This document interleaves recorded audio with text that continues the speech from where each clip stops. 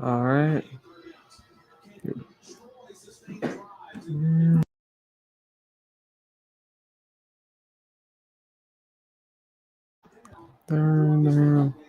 What's going on, everyone?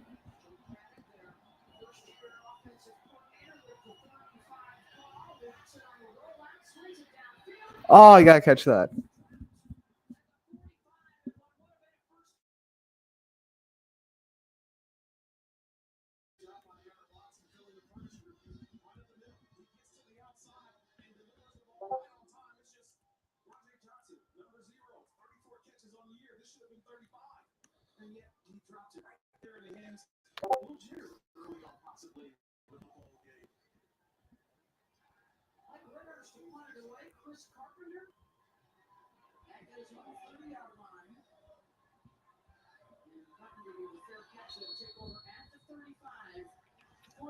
All right.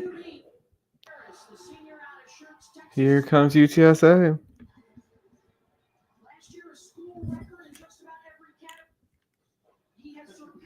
Frank Harris coming out.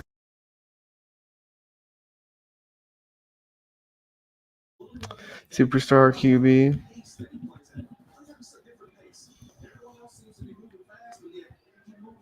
Felt like he should have gotten some Heisman consideration. Shame they didn't.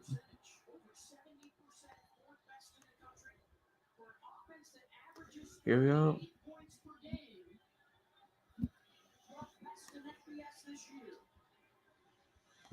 Start with a run. And they get about 6. Good start for the Roadrunners.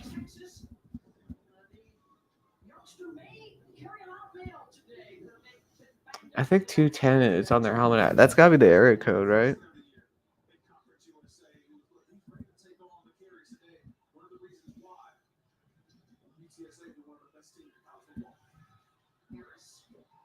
First down, Roadrunners. Short pass, picks up the 4.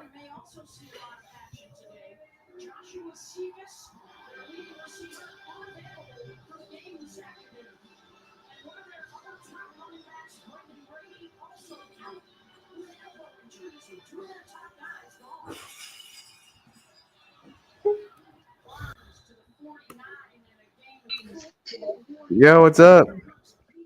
Hola. UTSA moving the ball a bit. Yeah, I just turned it back to it. Mm-hmm. Dang, was it Troy who got ball first? They went 3 and out quick. Yeah, they went 3 and out. Well, the receiver dropped a pass that would have been made a first down. Yeah, I literally had just turned the game on when he dropped it. It was like a 30-something yard pass or something like that. Yeah.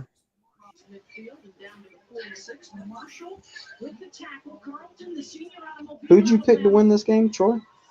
I picked UTSA. The Roadrunners. Yeah.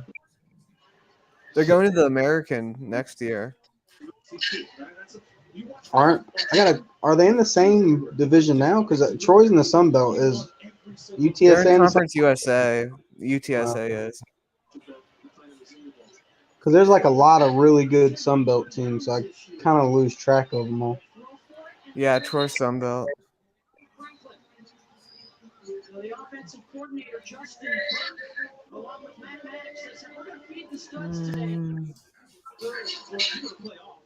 I would think that Troy would be putting on a little more pressure from like what I heard from the Troy writer.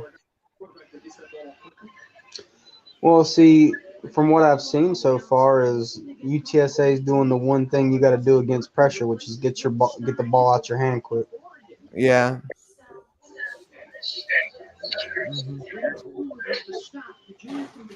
All right, second down.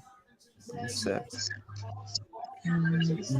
So this guy is a 6th year, and he has another year of eligibility. So he's coming back as a 7th year next year. The quarterback for UTSA, Frank Harris. Yeah, it sounds like Brendan Armstrong. Yeah.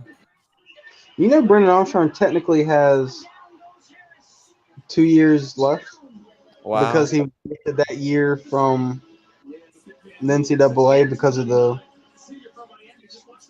All the bad stuff that happened. Yeah. And then he still has a COVID year. That's why he was transferring this year to use his COVID year, but then he was granted a whole nother year, so Yeah. he could technically play football for 2 more years. Freaking crazy, man. I wonder where do you think he'll be a good fit at? Well, he's taking a visit to Nebraska Oh, okay. and to Wisconsin, I believe. So if I was him, I'd probably go Wisconsin just because we've seen what Phil Longo's offense look like. So Yeah.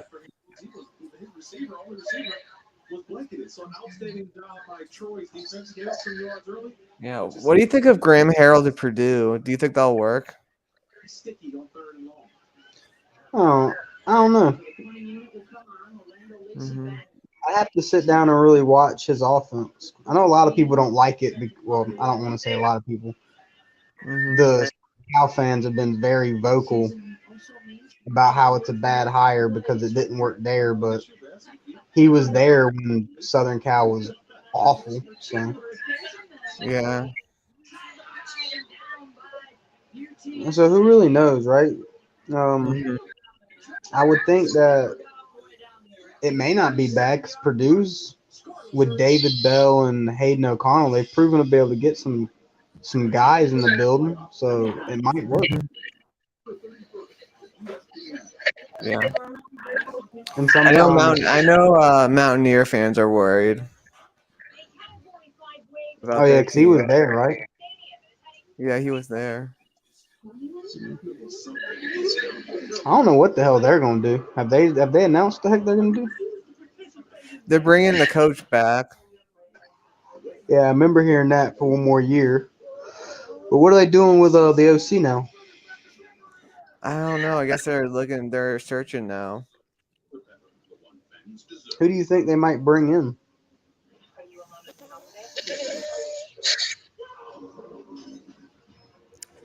I don't know, man. Maybe they'll look at one of the position coaches, maybe Pat White. Maybe look at him, see if he's ready. Yeah, I was just in my head. I'm thinking, dang, that's not a great. That's a hard job Yeah, to get like a high profile guy in the door. because if JT Daniels doesn't work, I don't know who will work. Because I thought he would do well there, but he just got injured. Yeah, I mean that's honestly the problem with JT Daniels, right? Is he's just Yeah. fractured. Mhm. Because that's the only reason he lost the Georgia job, is he got hurt for those 3 games, and Kirby Smart's one of those guys that once you get hurt, he kind of just He he would have can't. been great with like a Oregon State or a Notre Dame. That would have had a good line for him. I don't know. Part of me wants to know healthy. What does he even look like? Yeah. I mean, he looked good against Pitt, Yeah, but I guess Pitt isn't the barometer. they have a decent defensive line, but other than that, I mean, Mhm.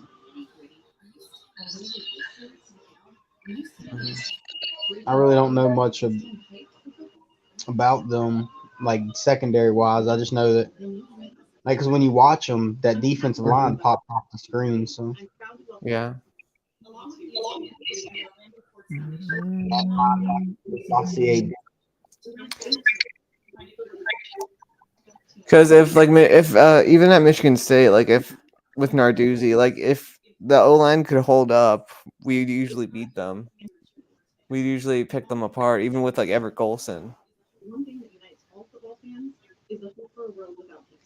Yeah, I seen the thing that made me laugh the other day on Twitter. It was like what was it? Brian Kelly don't know a good quarterback if it hit him in his face, and then, like Yeah. he list their quarterbacks, and Everett Golston was on that list, and I was like, man, people really must not like him. He wasn't a terrible quarterback. I thought he was Yeah, he good. wasn't terrible. Deshaun Kaiser is probably the best quarterback And I think the reason that he did well was that Matt LaFleur was the quarterback's coach his freshman year, the Packers coach. Yeah.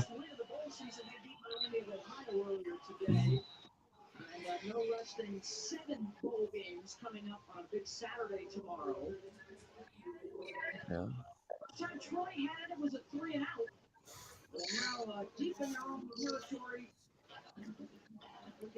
I thought Troy would be able to run it, but so far, no dice.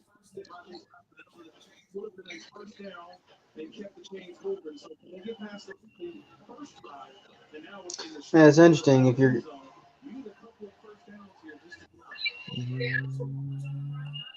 because if you run right now to the offside tackle to 31, that's going to be an open play. Oh Mm-hmm. my. Yeah, well, that's Uh open play. oh. That's one thing I don't understand is when a quarterback gets to the line, he has so many options to. I mean, unless college coaches really don't like audibles, like it's real simple to see where the open side's gonna be. Mm-hmm.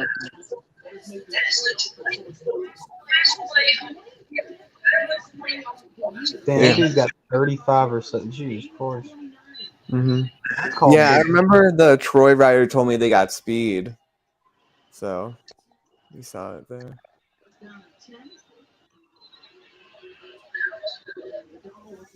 Kind of lucky that dude missed that tackle right there. Yeah, that looked like USC against UCLA tackling. Because that would have been stuff for like a USC 4 yard has. ball.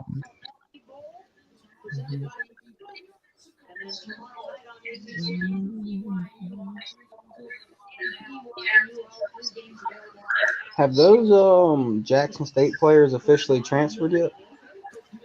I think they'll transfer after the game. Yeah, so Jackson State probably runs over. Yeah.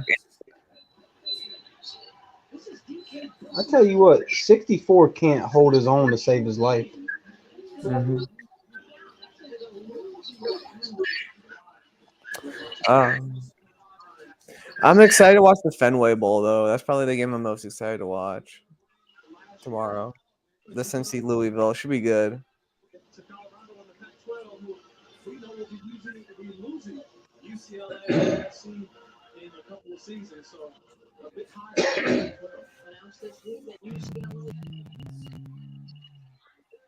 Ah, Should throw it to your running back. yeah.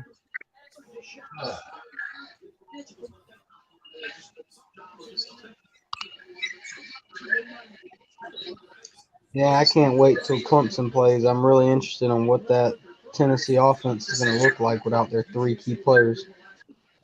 Yeah, I hope you guys blow them out. Those Tennessee fans are just too much. I'm expecting that one guy to make a rap song for us. If he doesn't, I'm be disappointed. Have you seen those Twitters that Tennessee fan makes those rap Oh songs? yeah, I forgot about that. I remember he made one for UGA. Yeah, he's made one for every game, I believe. They're awful. Yeah, they are.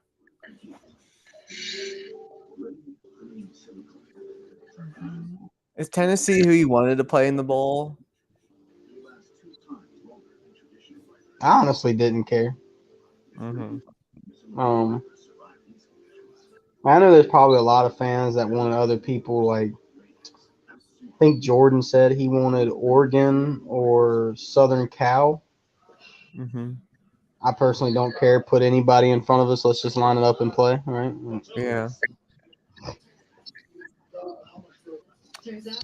I just didn't want to play another 7-5 team in a bowl game. Like there's been some seasons where we were like 10-2 and we played a 7-5 team, but I'm glad we're playing like a not a terrible team. You know why that is, though, right? Why? Independent. A lot of these top bowl games have like conference affiliations. Like the Orange Bowl is the ACC and usually an SEC team, and um, the Sugar Bowl is the SEC team and usually a Big 12 team, and the Rose Bowl is a Pac-12 team and usually a Big 10. So I mean, a lot of the Premier Bowl games are tied to conferences. Yeah, well, we play ACC, so mm, So that's the reason why y'all don't get in like stuff like that often. yeah.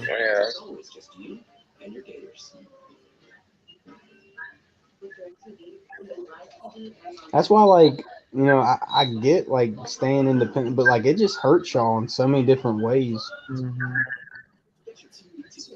Like y'all don't get to go to like really good bowl games because, like I said, a lot of the top bowl games have conference ties, and then now going to the 12 team playoff in a couple years, y'all can't even get a top four seed because you're Hmm. not tied to a conference champion. So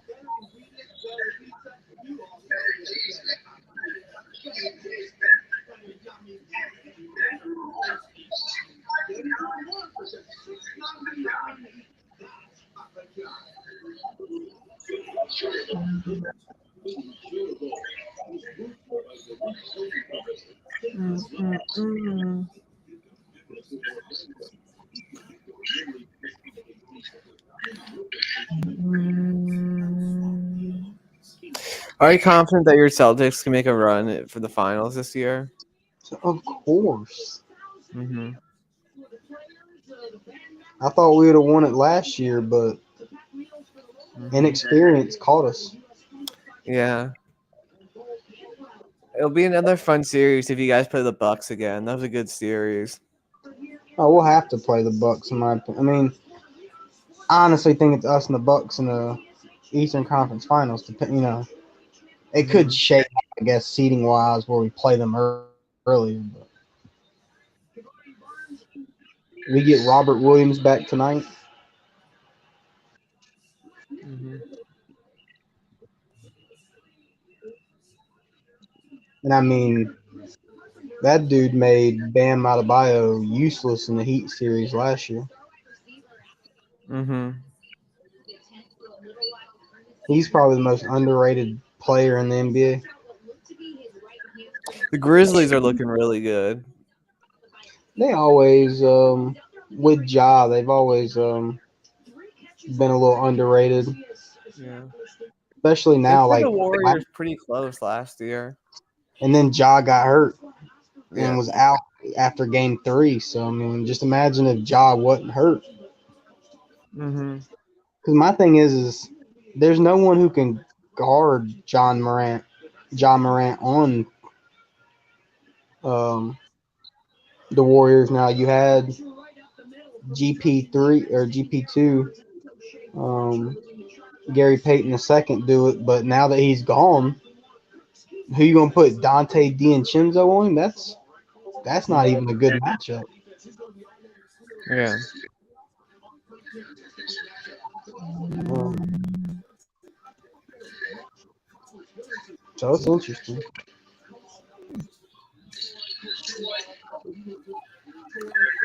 I'm, I really hope we beat I really hope my Commanders beat the Giants this weekend.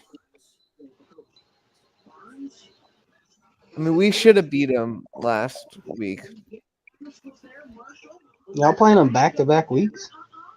We had a bye, and then we play them Uh, again. well, if y'all lose after a bye, then Yeah. because the Giants ain't looked too good the last couple weeks. Hmm. Chase Young might be back, which would be good. Get some more rush, pass rush against Danny Time. It's interesting. I'm not a big Chase Young fan. Really? Um, well, the reason why is right. He gets a lot of hype, but Hmm. what I saw out of him was his last year in college. The final 3 games they played, they just doubled him, and when they doubled him, he was just just like he wasn't even there. He could Yeah. not get off any double team at all. Hmm. So I mean, if that's changed, then yeah, he'll be a good player. But if all you have to do is double the dude, Yeah. Well, we have so many guys on our D line already, though. So I don't think they'll double him because then who would be there for Jonathan Allen? Who would be there for Montez Sweat? well, I mean, shit. In college, they doubled him with a tackle and a tight end, not even Yeah. with two offensive linemen. Oh, that was a bad idea to let it bounce. Yep.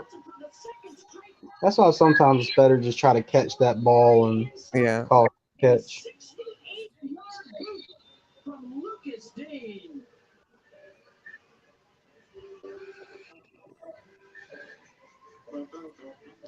Did you see the end of Miami UAB? No. Miami had a chance to win at the it was like 1st and 10 and like the 15 of UAB. Miami had the chance to score, and the guy threw it like short, 2 yards short, and he caught it, and then they just tackled him. I don't know why he didn't just throw it in the end zone. That's so dumb.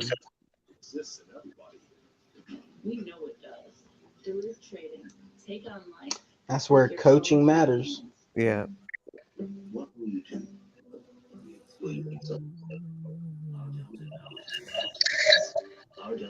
Do you think that Brandon Streeter will improve this next year? I mean, he has a better quarterback, so should be a bit Mm, better, right? So, I mean, I don't know, right?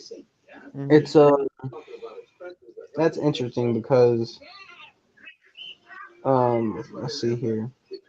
With what he did in the South Carolina game was just criminal to me. Yeah.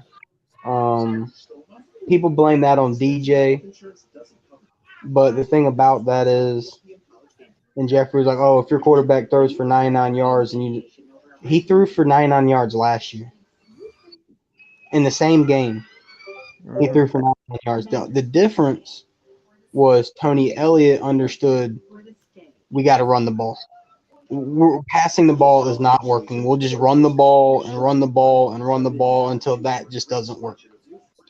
Hmm. Well, in this game, we started out like that, right? It was somewhat passes, but we went to a heavy run offense in the first half.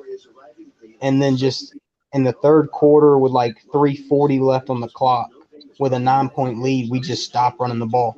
The only run in the from 3:40 to the end of the game was a DJ run. So Hmm. there was one play out of what 15 minutes of football. Um, that is criminal. Like that's I don't know how the hell you do that in good faith or in a in anything. If I Um, was Dabo, I would have fired him on the spot after that game. the thing, um, I think a lot of people were kind of willing to give a little bit of leniency to Brandon Streeter was in the ACC championship game. Hmm. Um, like DJ even said after post game that the plan was the whole time was after 2-3 drives in the game, Cade was going to come in. Hmm. It wasn't a people like, oh well, they benched DJ. Well, no, it was always the plan to give Cade snaps with the ones to see what he could do Hmm. before the game got out of hand, and he took them and ran right. So and the play calling in that game was just it was completely different. Hmm. I mean, it looked like a confident offensive coordinator was calling plays. Um, so I think a lot of people want to see what he can do with Cade, just because what a lot of people thought after that game was our offense is built for a player like Cade, and Brandon Streeter can call plays for a player like Cade. Hmm. But when you're trying to call, you know, anyone who knows our offense, we run a spread power with a lot of QB run plays. So, oof, that's hurt. Um, That was ugly. yeah, and I mean, if you look at DJ, I mean, much people want to give, oh, you have to adapt. There's some players that just don't fit a system. You see it in the NFL. You see it; they just don't fit the system. I don't understand why they didn't just get DJ to transfer after last year. Well, see, that's the thing. Everybody, oh, we saw it last year, bro. We didn't see crap last year. That was the problem. We had three starting offensive linemen go down for the year, so we had to use a freshman left guard the entire year who struggled. He got benched in almost every single game, but because we didn't have depth, we had to keep putting him out there. Um, we were running a center who has never played center before. He's now our center this year too. They decided to stay with him, um, and we had to use a right tackle or a right guard that all they did was it was like a turnstile. They just kept moving guys in. Hmm. So that's hard, right? And then you had our running backs go down here and there. All our wide receivers got hurt. For the final three games of the year, we were using Sweeney, Dabo's son, a walk on, and Dakari Collins and Bo Collins, two freshmen, had to step up into everyone else's place because everyone else was hurt. So I mean that was like one of the big problems we got hit with the injury bug on offense so bad that we didn't know what DJ could do, right? Like if you look at his stats, he had 9 touchdowns to 10 interceptions. You look at it this year, he has 22 touchdowns to 7 interceptions. Completely different. Hmm. He had a completion percentage of like 46 or 50, 56, 46, 56, something like that. He's now at 63. Um, so it was completely different, but he still didn't fit the mold, right? We want a guy who can run outside the pocket, extend, things like that. And you seen they tried to force DJ to do that. And he wasn't bad at it. It's just not what he does, right? DJ needs a high tempo, um, one read, get the ball out your hand, maybe two. It's not like sit back there and just go through 80 progressions, and then if they're not there, just run. That's not what he is. Um, What's up, he, Anthony? he's taking a visit to UCLA Hmm. this weekend, and I honestly think he might. People are like, oh man, I honestly think DJ is going to do very well if he gets in the right system. He'll do very, very well.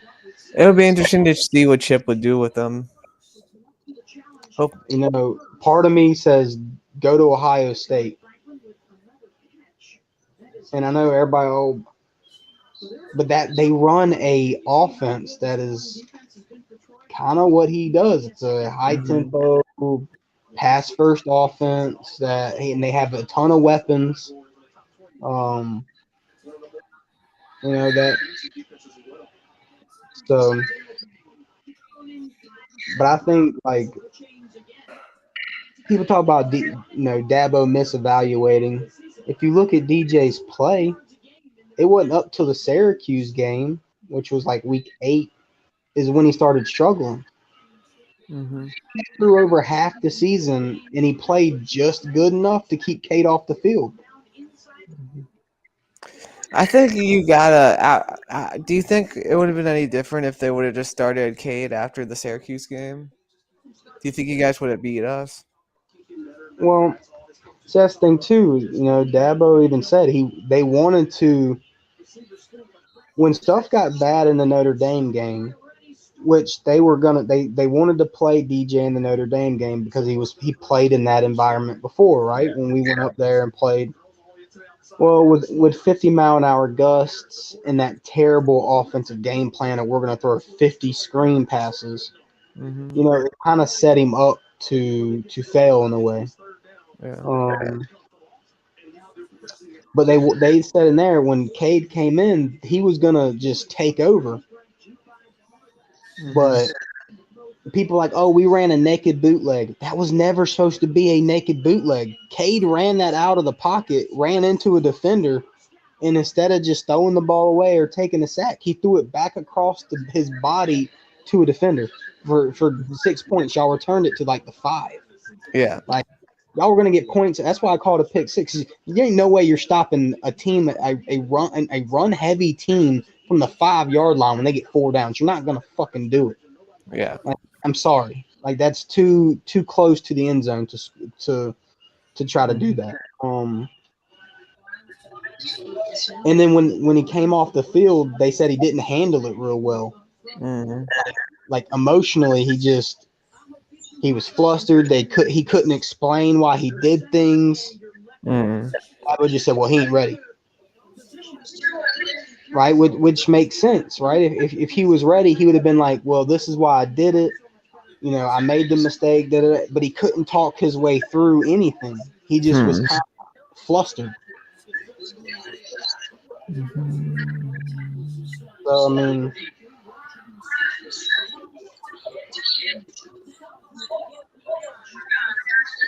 All do right, I third. do I believe he should have came in the South Carolina game? Yes, Yeah, 100%. yeah. When DJ got his hip hurt, they should have just brought him in Mm-hmm. because DJ couldn't step into anything. He couldn't step into any of his throws. He could barely run. It was bad. I don't know why but Dabo said that DJ kept telling, "Oh, I'm good, coaches." That's where I'm like, man, you should have just did it for the best of the team. Like he's hurt, he's not looking good. Your play Mm-hmm. call fucking helping him at all. Like if you wanted to keep him out there, make him hand the ball off 3, 4 times. Mm-hmm. Go run, pass instead of pass, punt. Mm-hmm. Um, so I believe, and people want to blame Dabo. Brandon Streeter had just as much fault in a lot of this stuff as anybody else. Mm-hmm.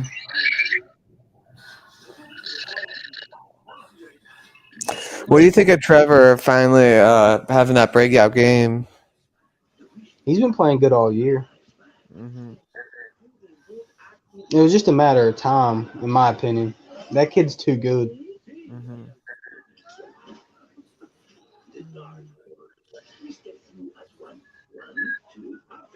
He just needed some help, Mm-hmm. and they're getting him help, so he looks better. Mm-hmm. You're a Pats fan, right? Yeah, Mm-hmm.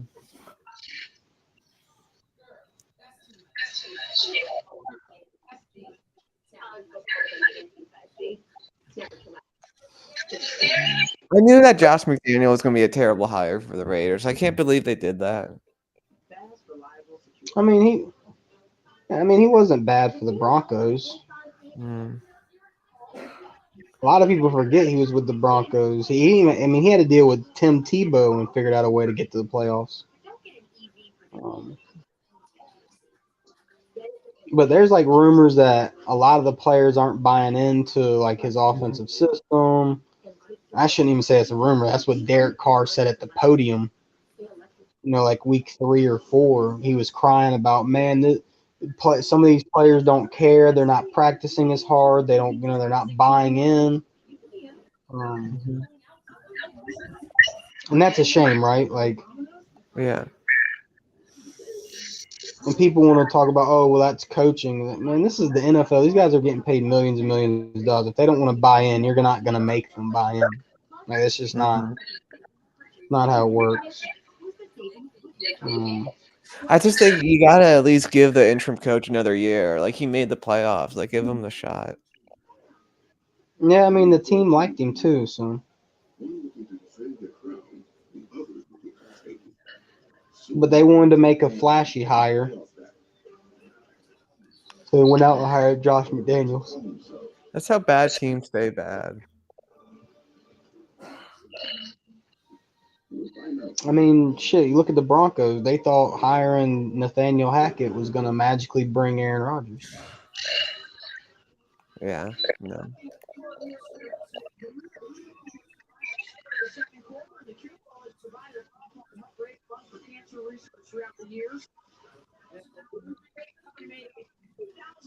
So you look at the Bears, Matt Nagy, for not because they didn't want to fire him, they completely ruined Mitchell Trubisky.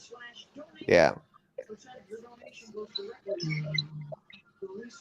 Do you think the Steelers are ruining Kenny Pickett, or do you think he'll get good? I mean, you kind of have to do that in some cases, right? Like, I can get where people coming from they're ruining him because he's getting hit a lot and he's getting hurt, but at the same time, like, it, that team.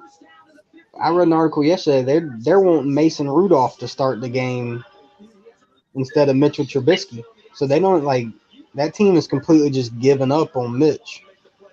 Mm-hmm. He was brutal against the Ravens. He threw 3 picks, no touchdowns. So I mean, Maybe one touchdown. when you got a team giving up on the guy they wanted to be your starting, the team in the front office was like, hey, Mitchell Trubisky's going to be our guy, and that'll give Kenny Pickett the year to like sit behind him and da da da. Well, it kind of forced their hands when the team just said, hey, fuck this guy. We don't want him to be our guy anymore. Mm-hmm. It's unfortunate, but they have no offensive line, so. Packers special teams has been a problem, though, right, Anthony? That's surprising.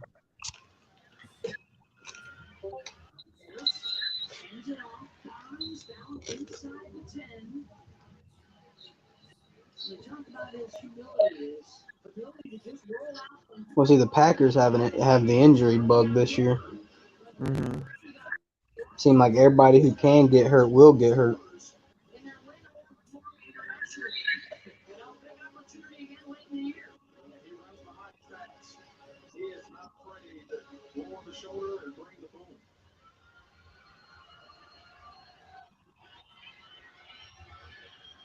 Right.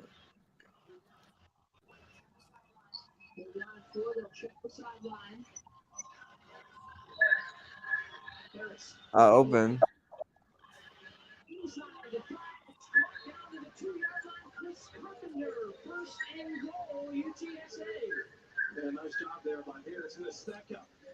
Mm-hmm.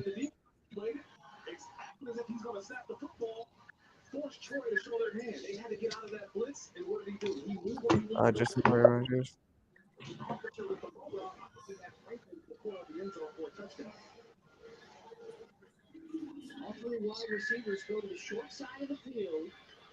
Not that time.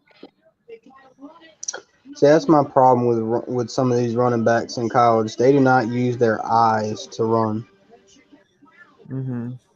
He could have cut to the outside of that tackle and had daylight where he would have took on a corner to the end zone. And instead, he just ran straight downhill because that was what the play design was. That was what Kyron Williams was so good at for Notre Dame. Just seeing where the hole was.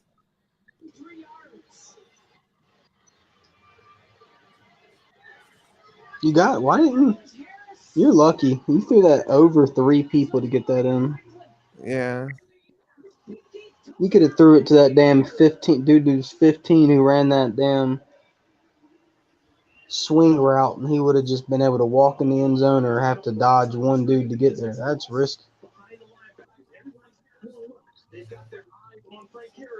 Props to him for squeezing it in there, though. But Mm-hmm.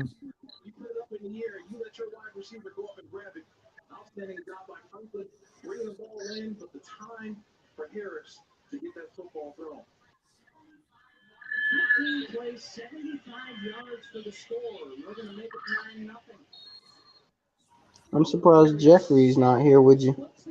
Jeffrey's probably with his fam.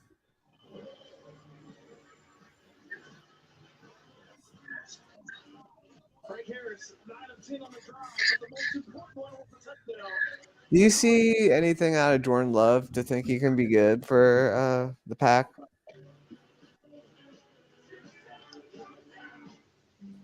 Yeah, but I wasn't really talking about the offense. I mean, your offensive line has been banged up all year. Mm-hmm. Your defense is, yeah, your defense is dropping like flies. So Mm-hmm.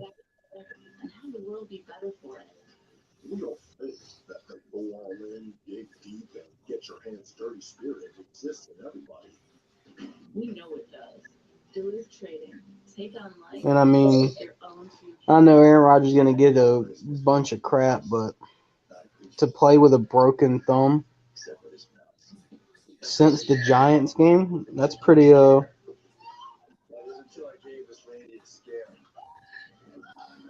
that's something because you can't grip a football with a broken thumb. So, and I mean, he's openly even said that if the organization wants to start Jordan Love, he's open to it. He won't get mad one bit. Do it, but they haven't done that. So, Yeah. Maybe they think he's just full of it and not telling the truth.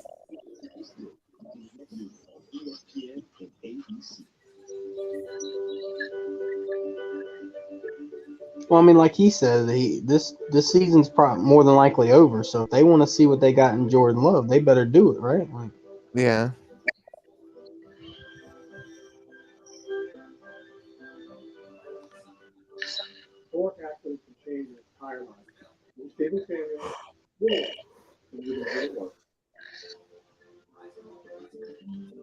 Mm-mm.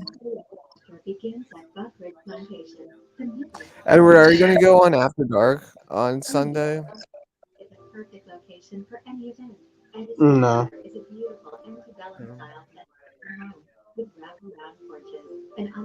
You're not into that? they're making people turn on cameras and all that. I don't care. Okay.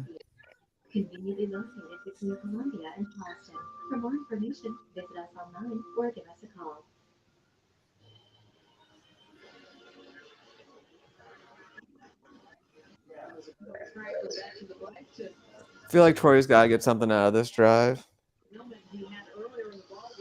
Yeah, because UTSA has gotten some momentum. So Mm-hmm.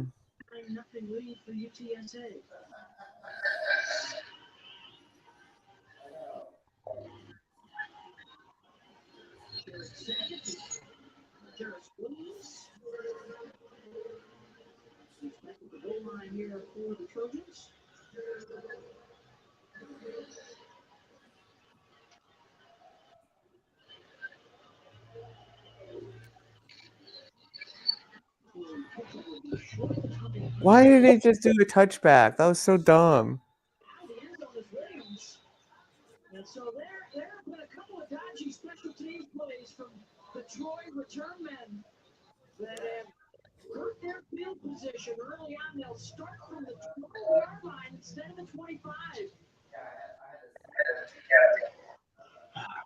What's the ref saying? he's saying I'm Oh, wearing a medium. that was so dumb.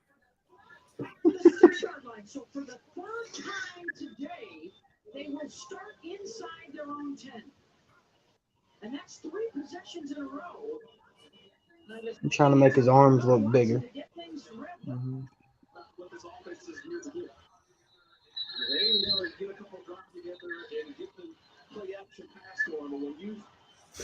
That was like some Brian Polian special teams for LSU there. Or probably worse.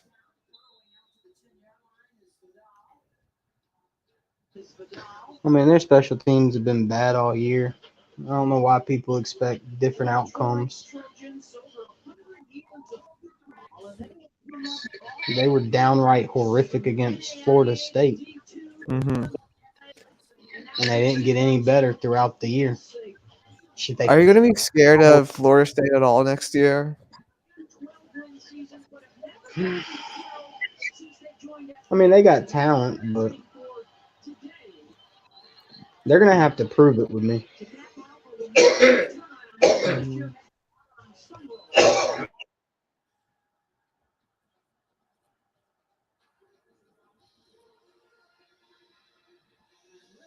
Mhm.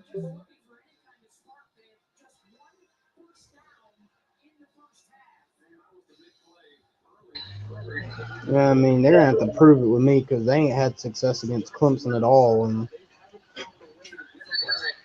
It's people want to Jameis. talk about this year. I mean, we were up 21 going the fourth quarter, and our defense pretty much quit, and they got you know 2 touchdowns to make this box score look prettier. No, you can't drop that. That's awful.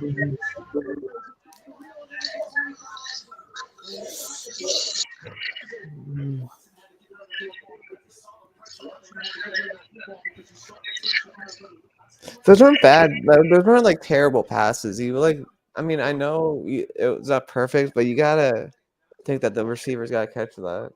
I mean, he had 2 hands on that ball, so he's got to catch it. Yeah.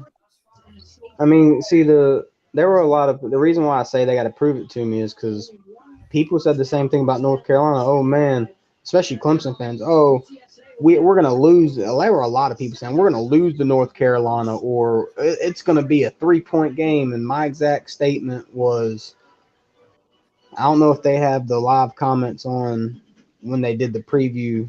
You know, Jordan and them did the preview. I was like 41-10. And everybody, oh Yeah. man, you're crazy. It's like, no, that's honestly what I think. Like, you look at what Miami did to them earlier in the year. They were good in the first half. As soon as Miami was able to get pressure on Drake May, everything changed. Then Tech did it. Then North Carolina State did it. And then, I mean, when you have a recipe for success and the recipe is just pressure the quarterback, and Clemson does that better than a lot of schools in the country, then you're going to have to prove me your offense works.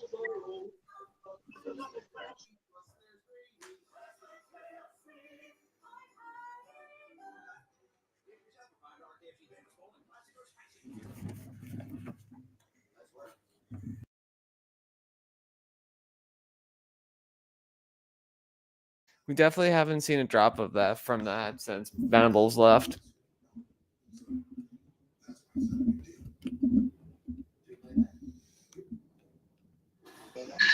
No, not really. The only drop we've seen realistically is from Miles Murphy. He did a lot of loafing around and stuff like that.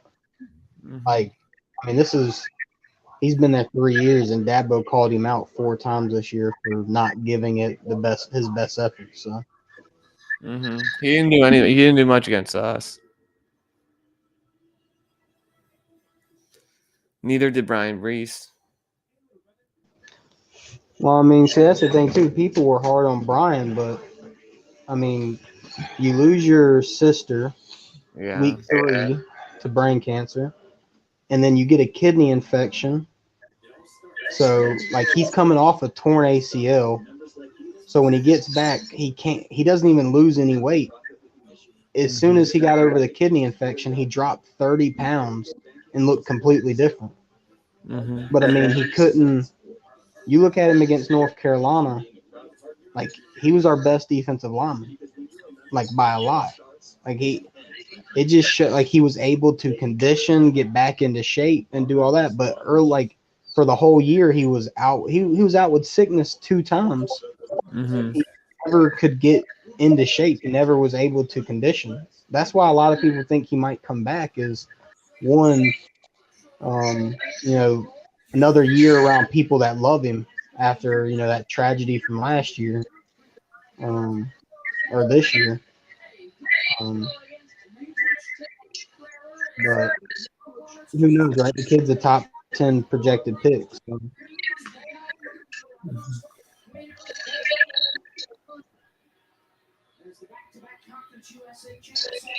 But I'll be right back, Will. Okay.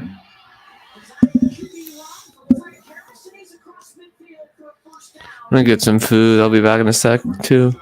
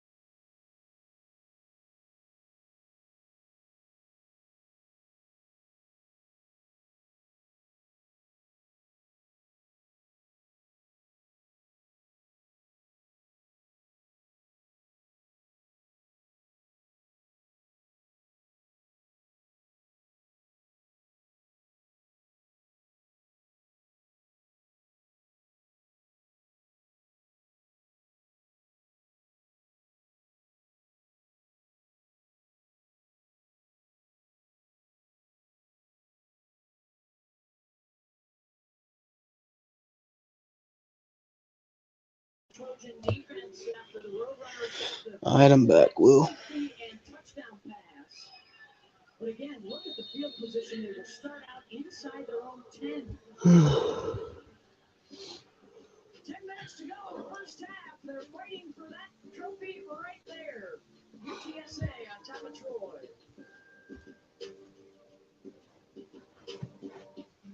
Duluth Trading Company was born from generations who showed us that the only way to live life is to live it hands-on. To do it the hard way, to take the trail untrodden, to take the damn thing apart, put it back together, and have the world be better for it. We don't think that the go all in, dig deep, and get your hands dirty spirit exists in everybody. We know it does. Duluth Trading. Take on life with your own two hands. Are we still on for 3? When your team needs more space to work and eat, how is that natural? No, it's travel. It matters where you stay. Hilton for the stay. Oh, hi. What's this? A hospital bill for $1,100? Looks like you wanted maybe a slang too. Tell me about it. Is that scopes and gas? He's talking about Hey, hey. present company. I'm talking What's up? about like things they help close that gap. Aflac, huh? That company told get health expenses health insurance doesn't cover. Is an official sponsor of ESPN College Game Day.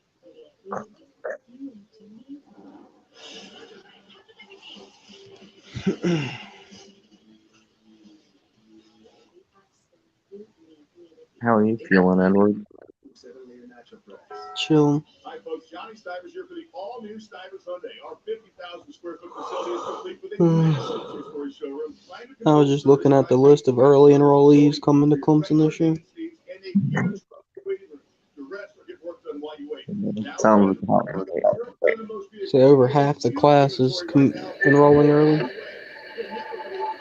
I mean, hey, that's definitely good.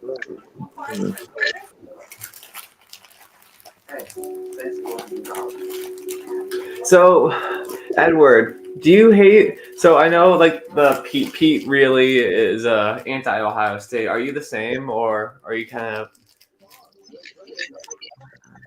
I mean, I could care less. I don't hate any school. If I had to say a school I hate, it's fucking South Carolina. I mean,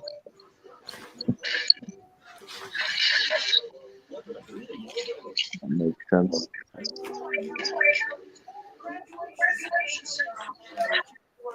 That's why, like when Buckeye Mike was talking about the T. Higgins play, I was like, I don't really care. Like, you know what I mean? Like, I have no ill will towards Ohio State. There's some fans out there be like, fuck you, I hate Ohio State. I don't care.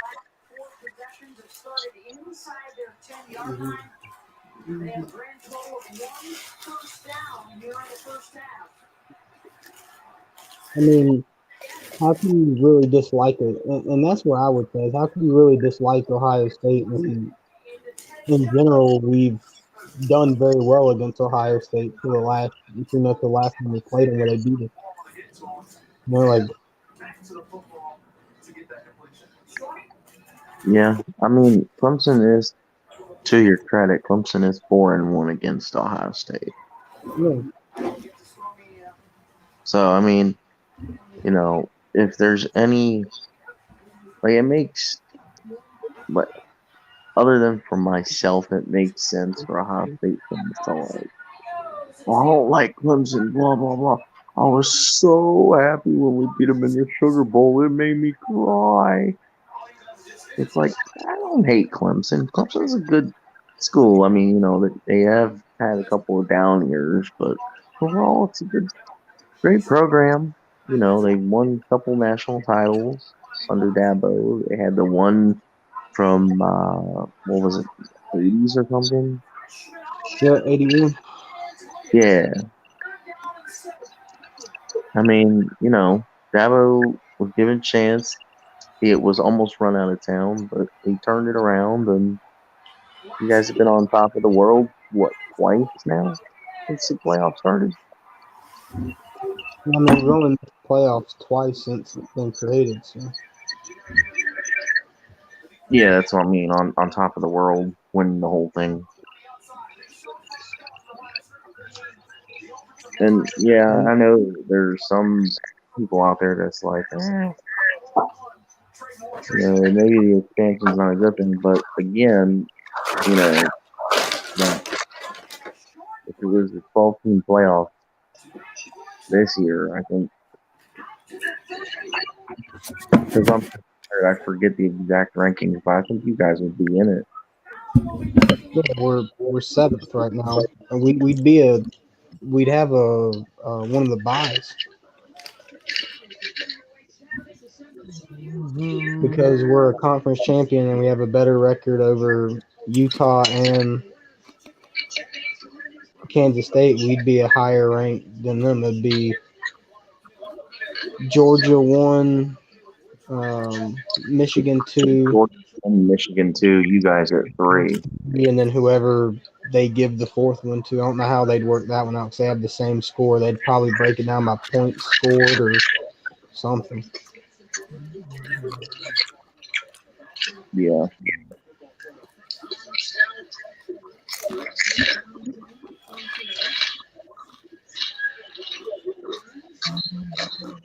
And I mean, It's just Clemson, like a textbook definition on how to lose with special teams.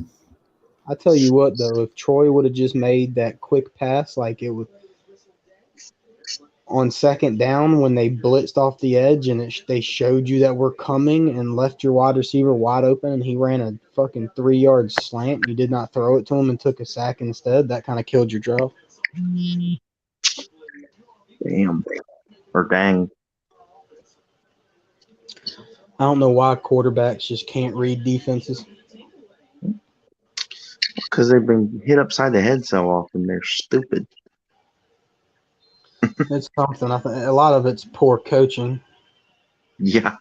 I was just being funny, but yeah, it really is. It's like some can't read the defense. The ones that can, sometimes they're stupid to the point that they don't want to make their progressions. You read the defense, you call an audible if you need to, and you read your progressions, and you throw to the right receiver. I mean, it's one of those things. It's like, it's not that hard, but if you get put in that situation yourself, it is kind of hard. I mean, I ended up being when I played in junior high for 2 years, so seventh and eighth grade. I ended up being the backup because I Why do you couldn't go run. tight end on the outside shoulder so he has space to run? I just don't get it, bro.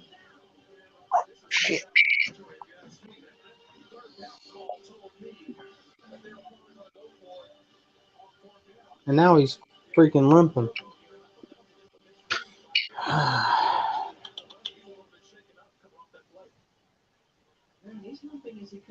Now he's limping. And yeah, that's why I like going into. I don't really go into Mark's channel that often because people in there just. It's funny because like everybody wants Clemson to lose. Everybody can beat Clemson. Clemson's not relevant, but all they do is talk about Clemson. So he sound pretty relevant. Boo hoo.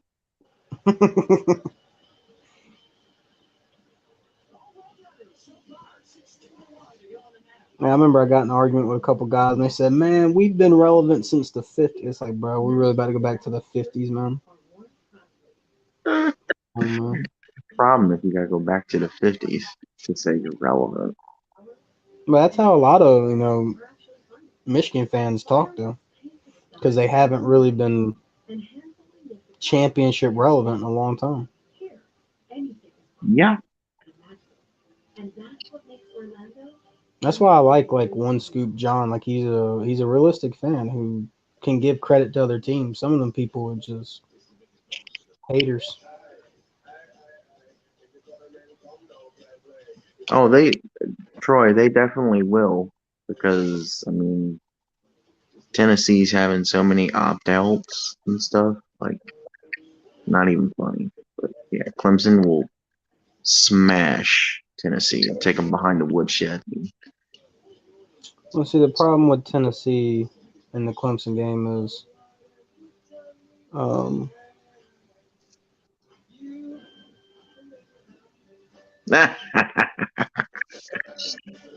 Hey, you yeah, know what? I All I'll respect say for both teams. you, which is cool, it's all good. But only thing I'll say is good luck because y'all finally got a great coach. What's up, Jeff? See, the problem with the Tennessee game is with Hendon Hooker's injury and bringing in Joe Milton. That's a huge loss for them.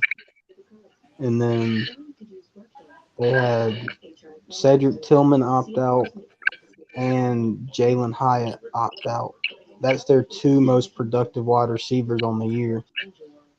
Oh yeah. So they got to bring in people who do not play because those guys rarely come off the field.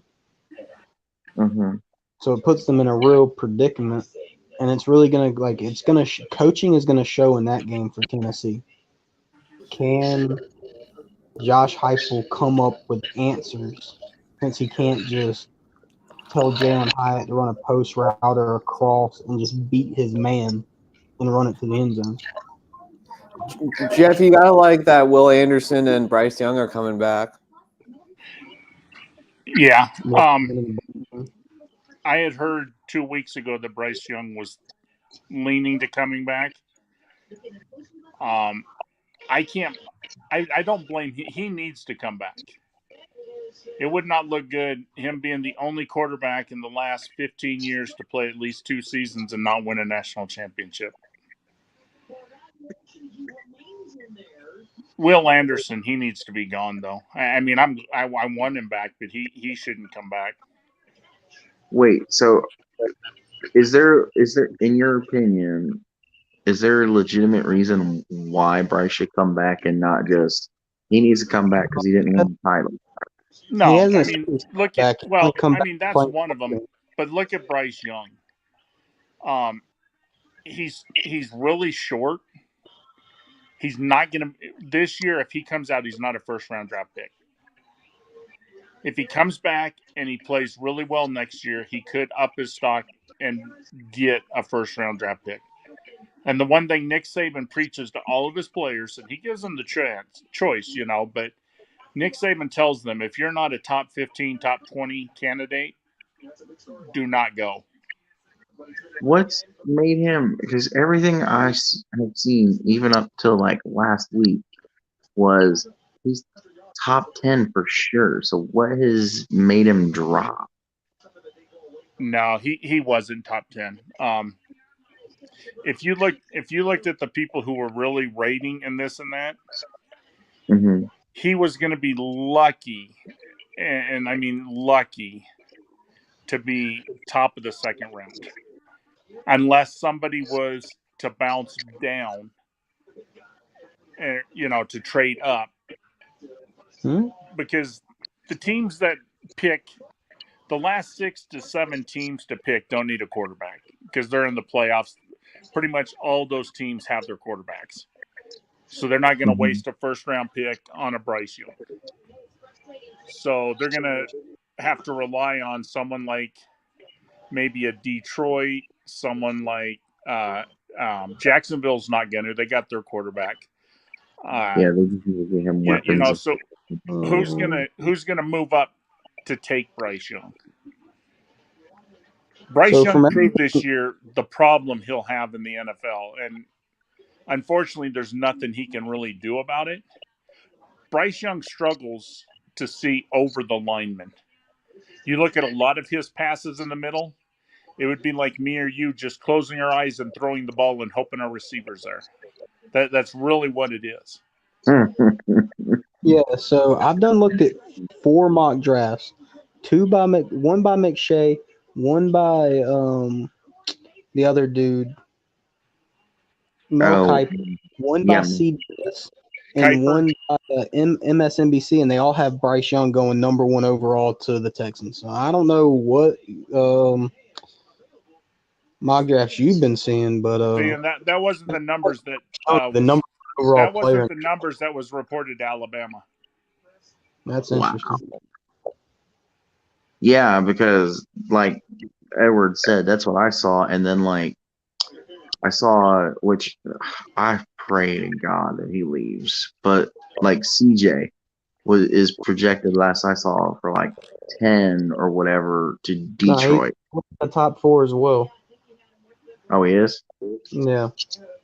See, now, well, from what I'm seeing, though, is CJ had moved up, and CJ had moved ahead of Bryce Young in the last round of evaluations. Mm-hmm. And Young has wanted to prove, and so that's why he was coming back. I mean, I haven't seen anything saying they're coming back next year at all. What I just read online was they're coming back to play in the Sugar Bowl, and they're still, and both of their agents came out and said they're both leaning towards the NFL draft still. So I don't know where. Well, I heard Will is leaning to go into the draft, but I heard Young is leaning to come back another year. Please. I mean, you can't. See, that's the thing too. You can't use height against players when you got Drew Brees, Russell Wilson, shoot, a ton of them that have had success with a smaller stature. Right, but did you watch Bryce Young play this year? Young, so. Did you watch Young play this year and the passes over the middle, and how bad the numbers are? Well, I mean, that's also y'all have a shitty quarterback coach. We got the same quarterback coach we've had for the last 5 years. Exactly. This is the best talent he's ever had. Well, I don't know about that, Edward. Wait a minute.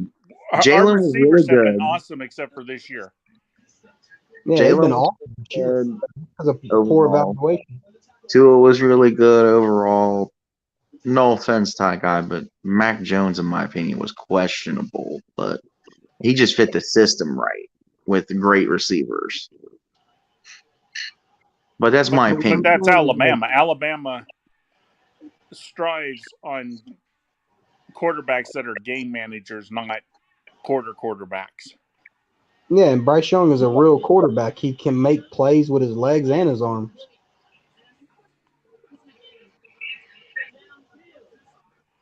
He's not this prototypical Greg McElroy, A.J. McCarron, Mac Jones, Blake Sims.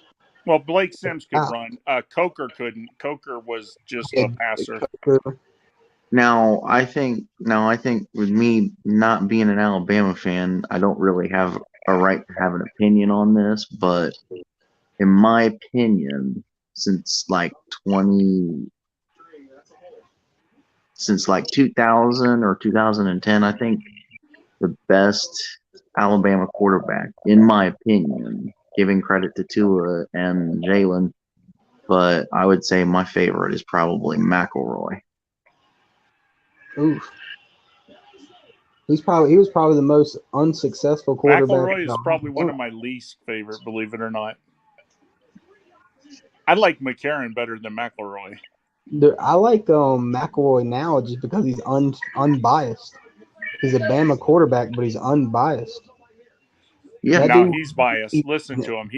He's not biased on Bama. He badmouths Bama every chance he gets, but he's SEC homer big no, time. but he's talked very good about Clemson this year and other schools. Like I listened to a lot of his stuff. Like so that's what I was surprised about is most of the people that come from Bama they view it from one side of, and can't ever go to the other side of the street to view things.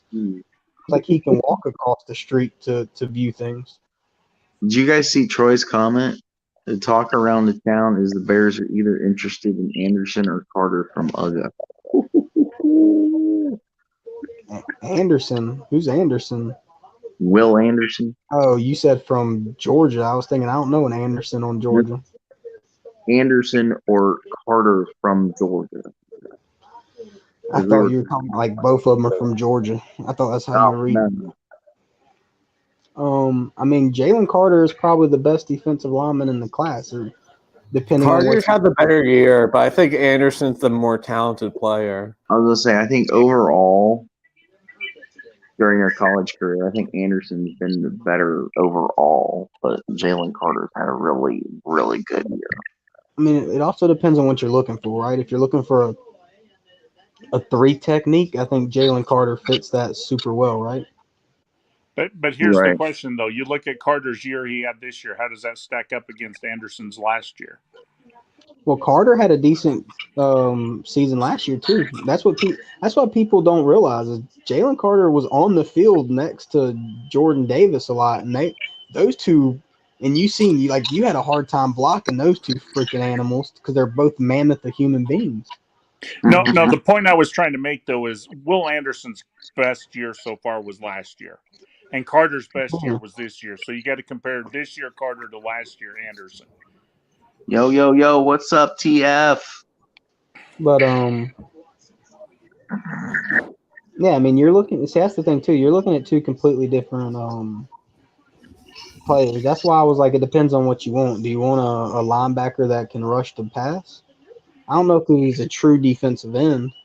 I think he's more of a 3-4 outside pass rushing linebacker over a defensive end, and Jalen Carter is a true three technique.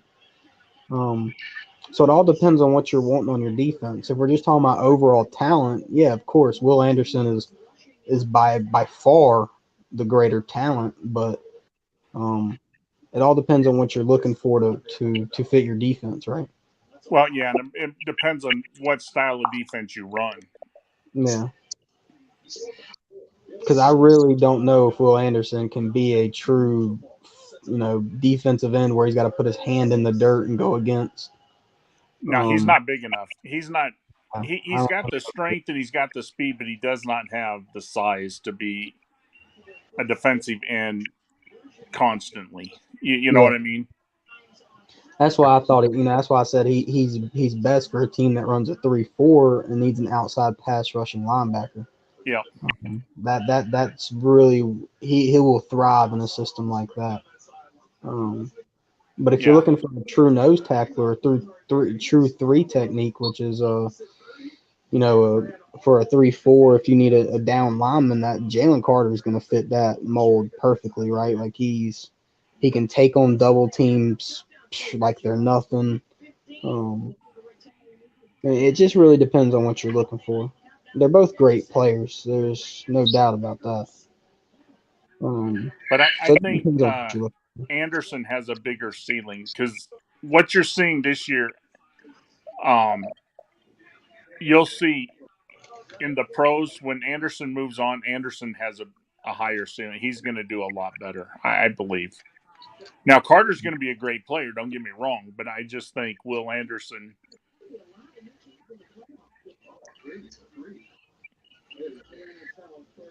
Yeah, I mean, wh- just Will with Anderson tried to take on a lot to begin the year, which he shouldn't have, and that's what hurt Will Anderson's numbers terrible this year. Because you look at um, the mistakes he's made, the mental errors. It's because he was trying to do too much. Not as far as playing the game, but he was worrying about getting people set and everybody positioned, which isn't his job. That was Tua's job, and that's what hurt Will Anderson this year. Well, yeah, that's why the best thing a player can do is just go out there and play football. Yeah, Get out your damn head and just play football.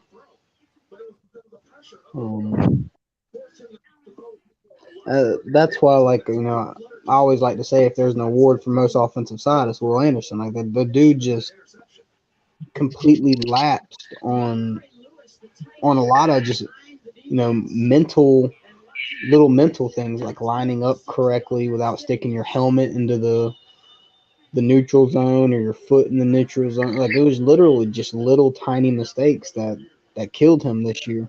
yeah, jumping off sides, Hmm. hitting a player after the play was dead. Personal fouls, and yeah, it was just stupid shit. Oh my gosh, the hitting the player after the play's over. I lose my mind with those. Personally, and I said this during the game, if you guys were on the call with me, I said he should have been kicked out of the game. I do not like that. I don't care who it is. When you cheap shot a guy like that, I lose all respect for you. You ought to be out of the game. See, I can my thing with that is I What's up, kind of feel Anthony? like What's up? I ain't gonna lie, I kind of feel like that's something Bama has always done. I started to notice it when Clemson played Bama. What was it, the second time? And maybe I think it's the second time. And in the first play of the game, y'all blitzed an all-out blitz, sent Reuben Foster straight up the middle, and Deshaun got the ball out of his hand, and Reuben Foster hit him late with a clothesline straight across the head, and nothing. I was like, oh, so this is how we're playing this game. Okay. Oh. because that's how Bama plays. Y'all Bama want to, plays like, dirty. kind of hit someone real late to kind of, I feel like it's to send a message like, hey, you got to play us. You know what I mean? Kind of like rattle them or something. That's just how Bama plays. They play dirty, or at least that's the way it comes across. I'm not trying to start anything with anyone.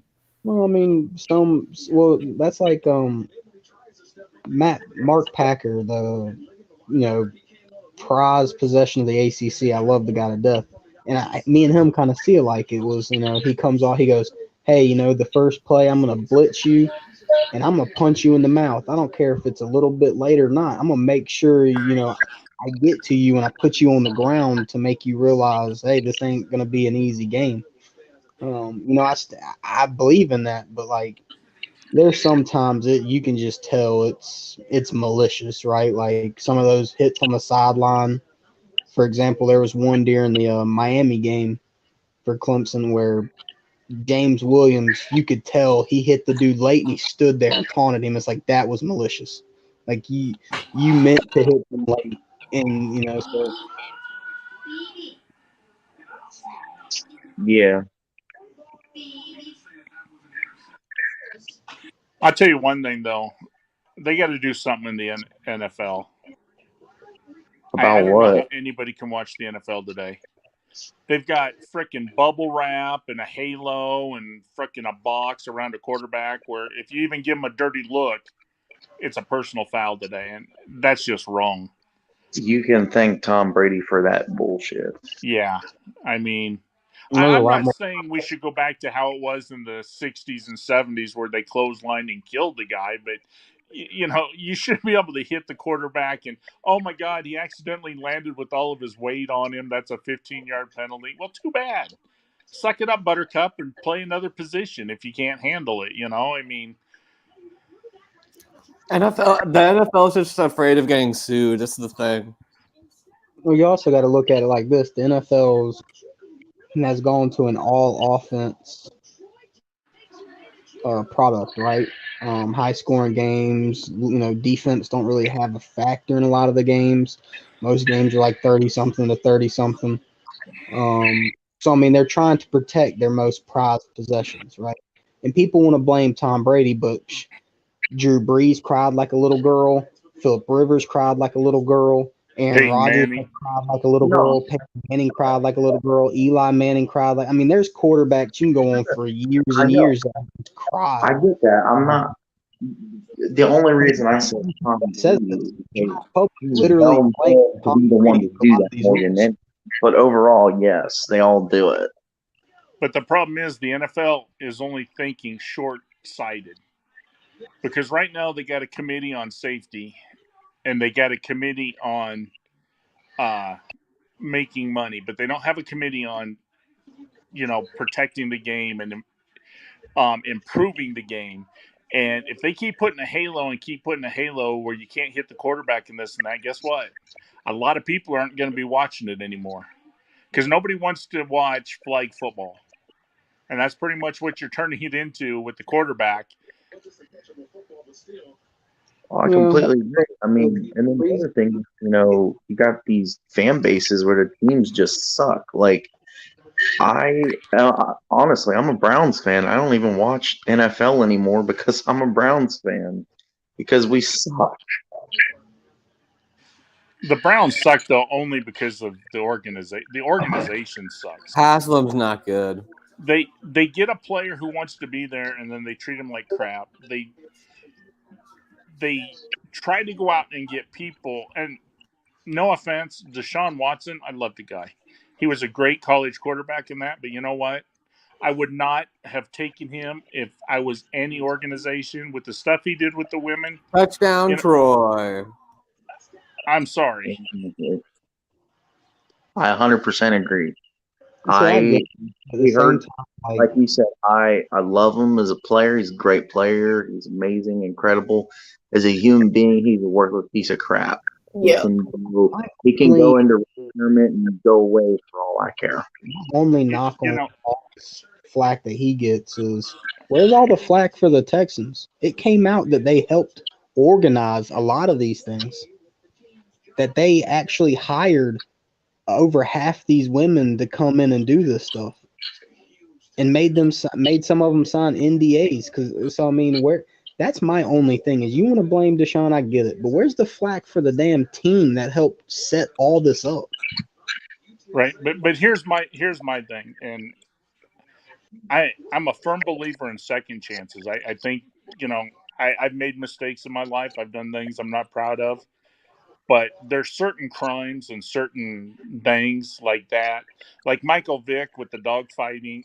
There's just certain things that it's hard to come back from, and like I said, yeah, the organization, they need to be held accountable also for their actions.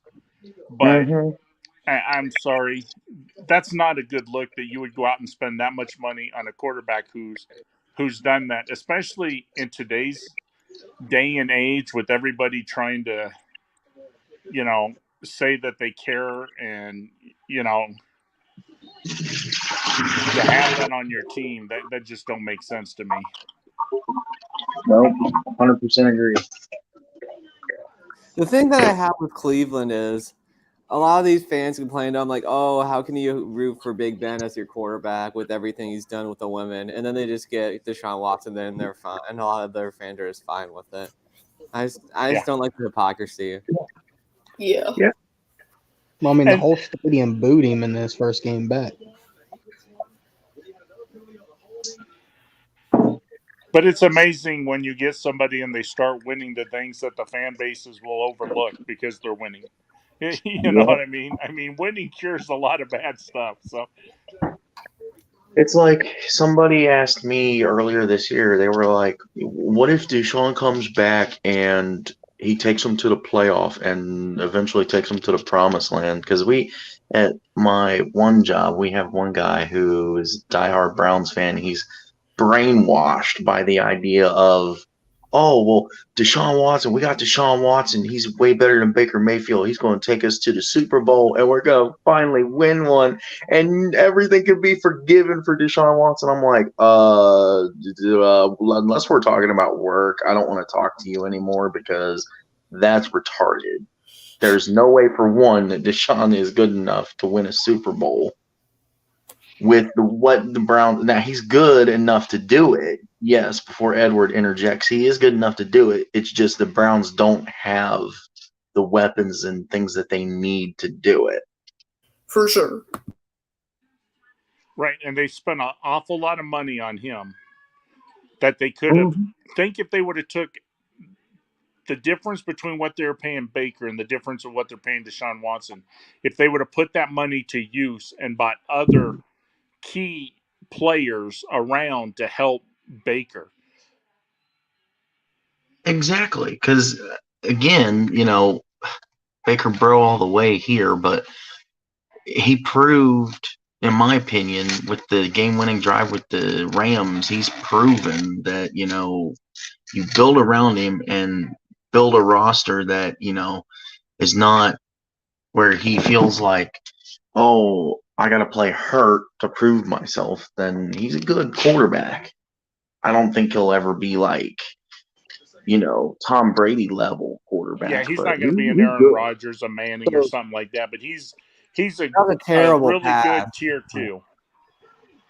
So my one knock on Baker is last time I checked, they brought in a complete offensive line for Baker Mayfield. Three out of the 5 were Pro Bowlers before they got there. They brought in a Hunt, the running back, to help Chubb try to fix that thing. They brought in Jarvis Landry. They brought in Odell Beckham Jr.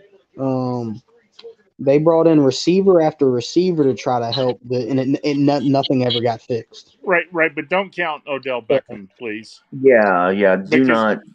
there's 2 knocks on Odell Beckham. One, he wasn't in his prime anymore, really, and 2, he's kind of an Antonio Brown. He's a drama queen in a way. So if he don't feel like he gets his way, he don't play the best.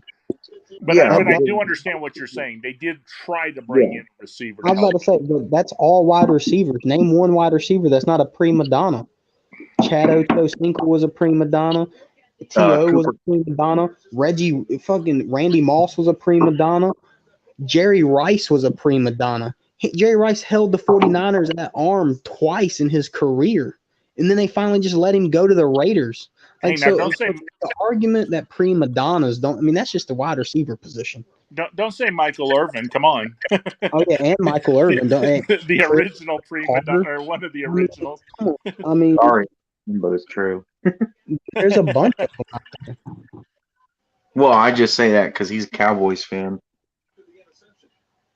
The wide receiver position is nothing but prima donnas. That's the unfortunate reality of who they are. I mean, for the most part, yes. There are a few out there, aka Cooper Kupp, that do break the mold, but overall, yes, for the most part, it is. Yeah, but Cooper Kupp, the only reason he breaks the mold is because he wasn't a star wide receiver his whole career.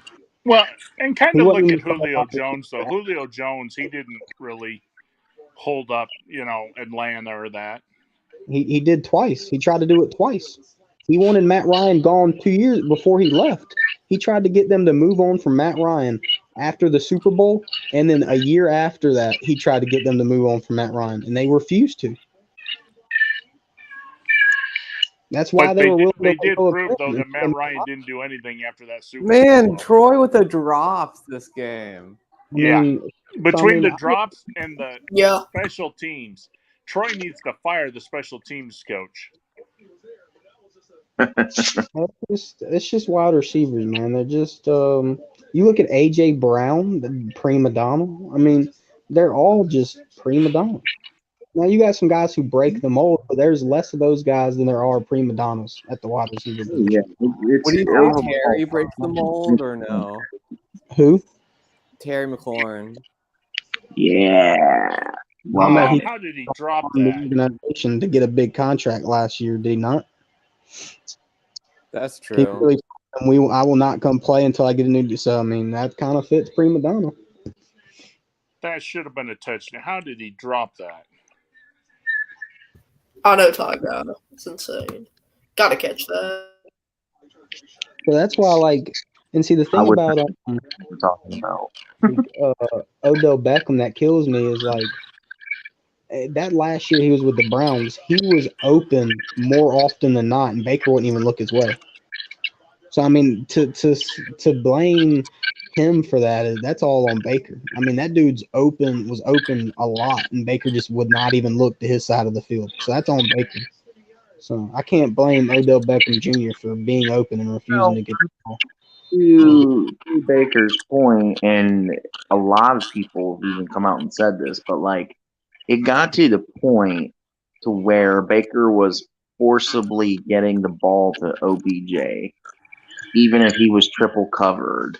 He was still there was a stretch. I think to your point, he kind of backed off of it to a degree, but there was a stretch in his last little bit in Cleveland where he was forcibly trying to get OBJ the ball no matter what. And it's like, no, again, go up to the line, make your read on the defense, snap the ball, make your progression, and give it to the receiver that's open. And that's the problem with these prima donna receivers. It's give me the ball, give me the ball. When that's where you as a quarterback has to be like, okay, I'll get you the ball when it's right. I mean that's some of that. That's the thing. Some of the blame that it goes all on Odell is crazy because your quarterback was willing to let that crumble him.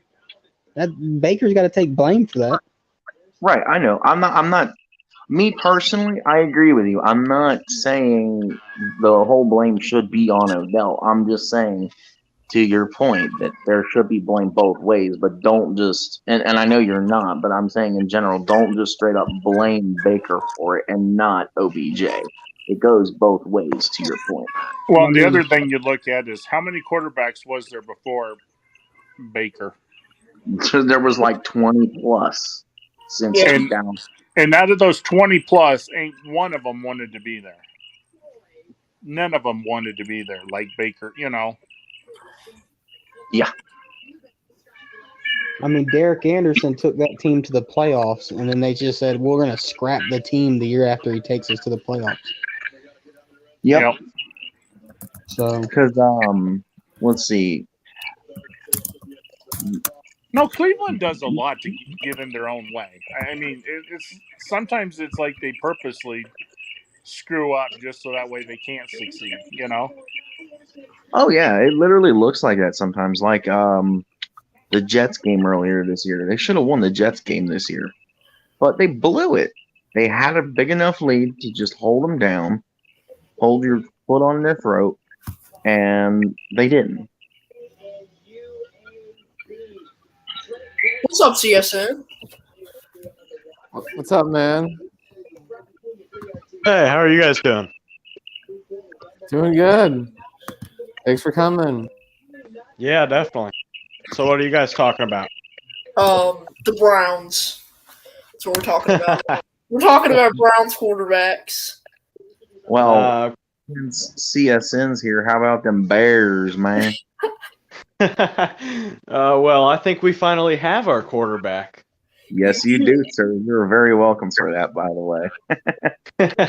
Although Aaron Rodgers still owns you at 39 years old. Well, I don't think he'll be owning much of anything anymore in the NFL. Yeah, well, thank goodness as a Packers fan. Who? I mean, I've been lucky since 1992 to have two quarterbacks, but it's time to get rid of Rodgers. It's just time. Oh. Yeah. Well, I think you'll appreciate it even more once they're gone. See, here, too, because I think Anthony's talking about the Packers. To Anthony's point, yeah, so to your point, and maybe it's just because I grew up on him more and liked the Packers back then, but between the two, in my opinion, Brett Favre was definitely the better quarterback. I'm going to disagree with you there. Yeah. I think Rodgers is better. I mean, but Favre just wasn't a good decision maker. That was his big downfall. I mean, Yeah. it wasn't a He decision was a maker. That's gunslinger. what He just became. threw the ball and prayed. Yeah, he didn't care. He didn't care where that ball ended up. He was just throwing it. That's why I he mean, leads Well, the NFL and has the NFL record for interception. He's thrown like 463 interceptions. yeah. But see, Green Bay is another one of those teams, though, that the management, Yeah. they just went to hell over the last 8 to 10 years. That management has not helped that team at all. Well, yeah. I So mean, look at Ted Thompson, our former general manager. His system, it was you draft guys and you let them go, especially on the defensive side of the ball, and that hurt us because guys like Casey Hayward didn't stick around. And now under Gutekunst, I mean, it's gotten slightly better, but coordinators are bad now. Roger's ego, the line isn't playing well. There are a lot of problems on the team that they got to figure out. So to your point, I think I stated that wrong. I do give credit to Rodgers. He is good, but in my opinion, I think that Favre was better, or not that Favre was better, but I like Favre more than I do Rodgers. They're both, just off of what we've seen, they're both, I don't think, great people. But on the football side of it, I will say this. If I'm not talking about quarterbacks, because I think we can all agree that Tom Brady's the best quarterback ever. But just talking about passing the football, I don't know if there's ever been anyone better than Aaron Rodgers at just passing it. Not winning games, not any of that stuff, just passing the football. You know, my problem, though, is, everybody says Tom Brady's the best quarterback ever. Nope. I don't think so. And here's why. And I'll tell you why. You put Montana in Brady's with those teams, Montana never lost a Super Bowl. He wouldn't have lost a Super Bowl. You put Roger Staubach, you put all these quarterbacks in the system that Brady wins because of the system. It's not because of him. Yes, exactly. I mean, I will say one thing, Ty Guy, to your point. Look at Aaron Rodgers' defenses versus Tom Brady's defenses in the playoffs. Brady's defenses have given up 7 points less in playoff games. Well, Good. Yeah, but the let's point- look at Aaron Rodgers' offensive stats in the playoffs, where the guy averages barely 200 yards passing and averages one more interception than he does touchdowns when it comes to the postseason. He hasn't been the best in the postseason, but he's had some really good games. Like, his run when they did win Super Bowl 45 wasn't even really, like, statistically for him, wasn't even really that good. It was average. It was just, the defense was actually good enough for once. That is true. My one question I have about speaking all these people in the Patriots offense is, when has Tom Brady ever had a receiver make it to the Pro Bowl outside of Randy Moss? Aaron Rodgers bunch. Didn't Wes Welker make it? No, you could say, did Julian Edelman ever make it? I don't think so either. And then you look at just Hall of Famers. How many of those wide receivers are going to go to the Hall of Fame outside of Randy Moss, who we had for a year and a half? Gronk. Jerry Rice. Montana had way more offensive weapons than Tom Brady ever had. And people go, oh, he had Gronk. And Gronk made it to 4 Super Bowls and only played in 1. Well, I just use Montana as an example. I'm not saying, but I'm just saying I can name you a dozen quarterbacks I can put in that system, and they win more than what Tom Brady won. I will say, though, Wes Welker was in the Pro Bowl. Okay, one time, right? Let me get that on the amount of times. He should have made it a bunch. 5-time Pro Bowl. Here's the thing that I would add the Brady conversation is this. His wide receivers were never excellent, but his running back, offensive line, and defenses were. But I would say this. I don't think Brady is purely the best statistical quarterback or anything like that. You can make arguments for Drew Brees or Peyton Manning or stuff like that. But I think that he as a quarterback is the clutchest quarterback, as he can drive in 2 minutes and win any game with any team that he is on, I believe. And the other thing with Tom Brady that I also think is that Tom Brady is much better at being a team builder as a quarterback, that leadership position, which is something that, to go back to the Aaron Rodgers point, that's the reason why Aaron Rodgers has only won one Super Bowl, because nobody else wants to be on his team because he's not a likable guy and he's not a leader. Yeah, he has such a big ego, and it's a real problem. I will also say that Tom Brady and- wanted to sacrifice his paycheck to bring guys in.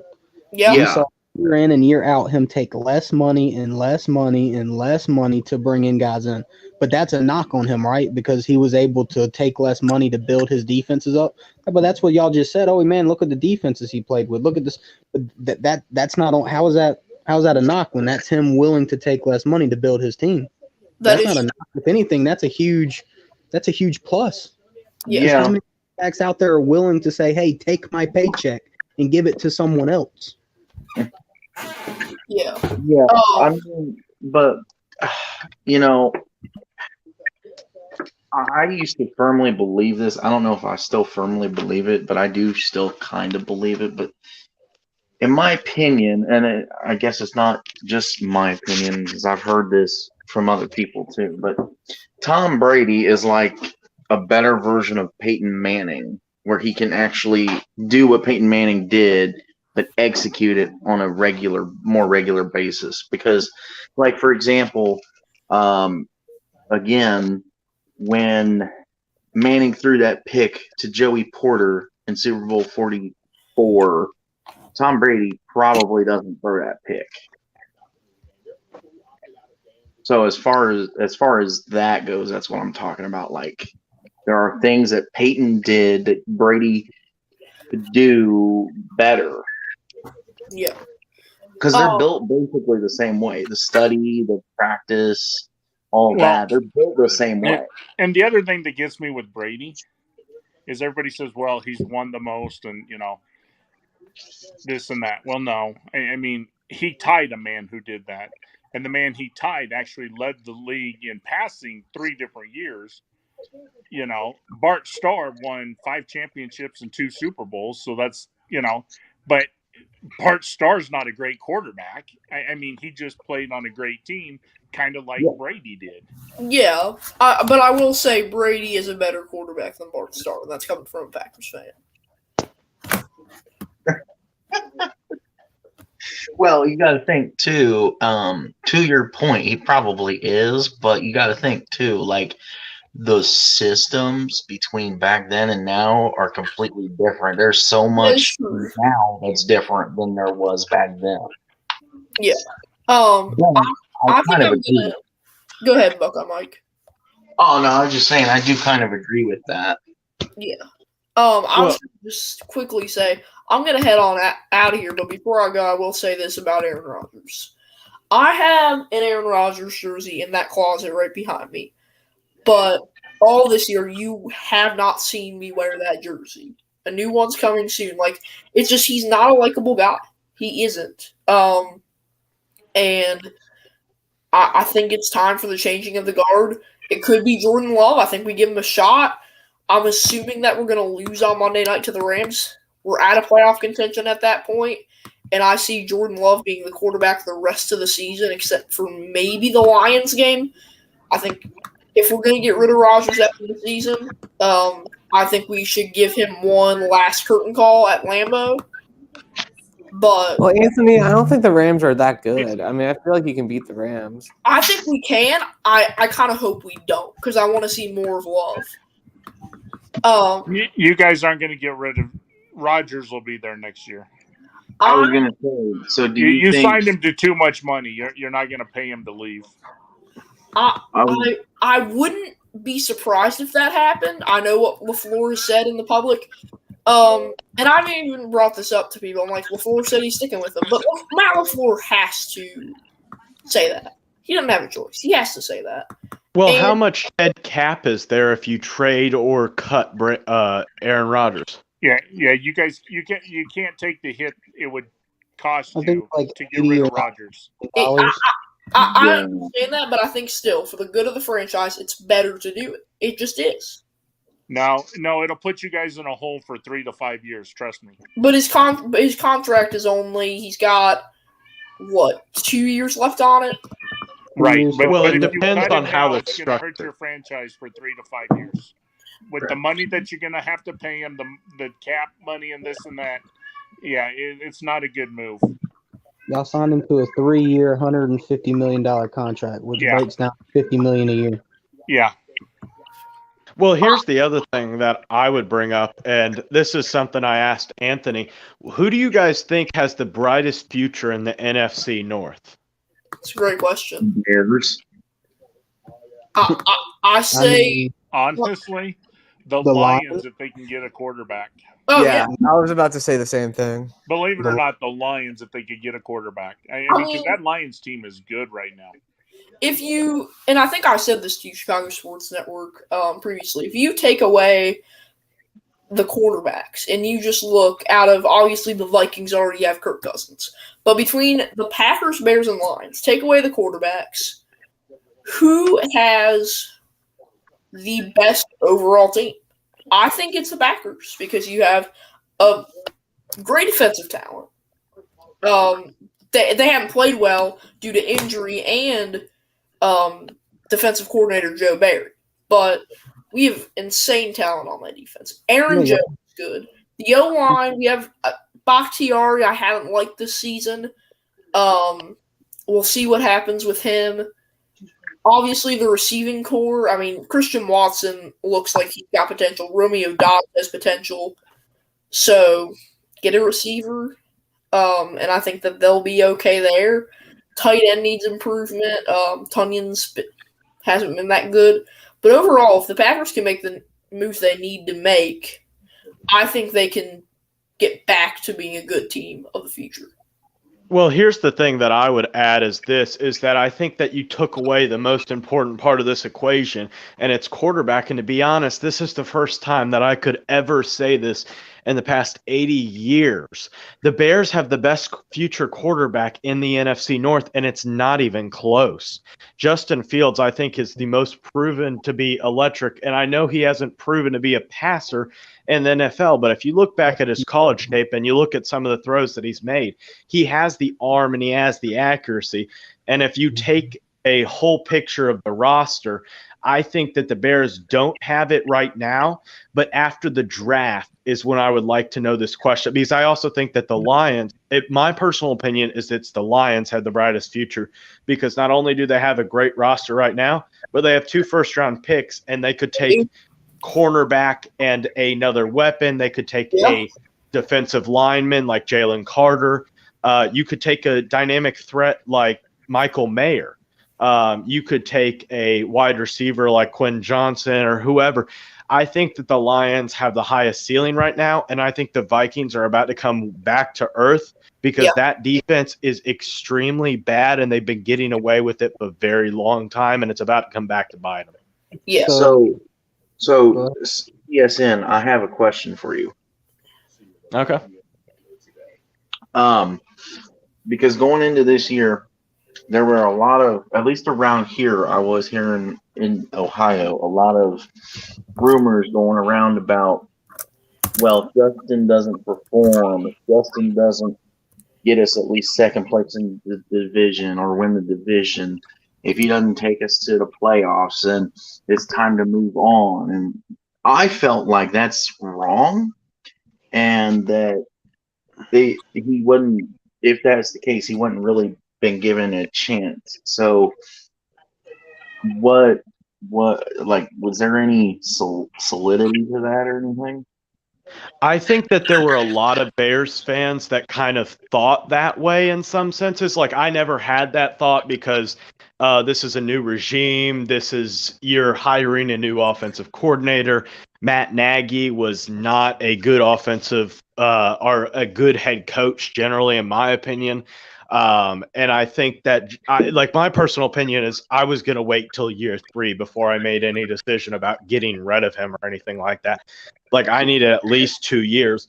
And even though this year you've had a worse record than I thought would happen, but I think that you've had a better result than I think would have happened just because Justin Fields has shown to be, and I know this may be a little bit out there, but I think he's the most dynamic quarterback in the NFL right now, even more dynamic than Lamar Jackson, just for the sake of, I think that Justin Fields can outrun any cornerback in the NFL, and that he can also, if a cornerback gets to him, he can stiff arm him because he's 6'4", 220 pounds. I would agree with you. I mean, I don't quite agree with that because Lamar Jackson's proven what he has, like a bunch of touchdowns, over 50 yards plus, just outrunning the defense. So I don't know if that would be a straight give me there either.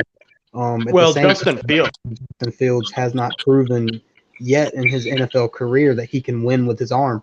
Sure, he can win with his legs, but he can't win with his arm. And how far is that going to get you? Because the Ravens are seeing now that if you can't pass the ball, it only gets you so far. And then in the playoffs, teams just load the box with 11 people, and then you can't run the ball as well. That's true. At the very same time, I also have no faith in the front office with the Bears because they've proven that even with Mitchell Trubisky, who all you had to do was in his 1 year we all had success, it was run first, play action second, and y'all refused. And I say y'all because Matt Nagy proved that he could not coach him at all because he wanted to turn him into, the Chiefs offense, which that's not what that kid did. That's not what he did coming out of college. That's not what he in college. He was a run first, get me out of the pocket, let me use my legs to scramble downhill. It's play action. And the only year y'all ever did that, y'all went to the playoffs, had y'all's best year in a long time. And the year after that, y'all said, okay, let's scrap what we did with success. Let's go back to trying to be a typical drop back and pass team, and failed. So I don't know. Well, here's the thing that I would make is your point with the front office. Yeah, the Ryan Pace front office, I agree 100% with you that I wouldn't trust them. But this isn't the Ryan Pace regime. Not even our former president that didn't even really have any control, Ted Phillips, that had been at the organization for 40 plus years, is even retired last year. This is a completely new regime with a new head coach, a new GM, and even a new president at the helm. This is a team that I think I like the draft class from last year, and I like what Poles did. And I can't say that Poles is a proven product. I can't say that this Bears team is exactly heading in the perfect direction because, well, they have lost a lot of close games and have struggled to end when they need to. But I think that with this Bears team, I don't think it's proven much of anything other than right now that they have one of the most dynamic quarterbacks, if not even the most dynamic quarterback in the NFL. And the other point to Justin Fields passing, if you watch Justin Fields in college, he can make any throw. Like, he has the arm strength to do pretty much any throw in the NFL. And he also has the accuracy of throwing anywhere he wants to in the NFL.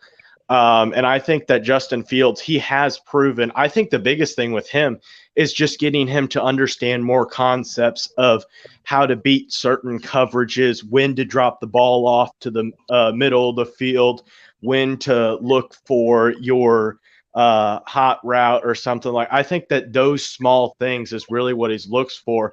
And I think that Luke Getsy has proven throughout this season, like this season started off terrible offensively with when we played the Washington Commanders, we had 3 drives, 3 first and goals from inside the 5-yard line and scored 0 times that game. The only touchdown was a 45-yard bomb from Justin Fields in that game. And then now you have a team that is completely rocketed up to where I think they're probably averaging about 25 points a game at this point, which is the highest the Bears have been. And I would believe about a decade. Well, and to your point, using college tape to say that Justin Fields can make all the throws, the counter of that ability is, man, how many great quarterbacks have we seen come out of college and completely do nothing in the NFL? Oh man, they Listen, got the arm strength, they got this, they got that. Oh man, this, that, and third, and they just suck. So yeah, college doesn't equate it to NFL success.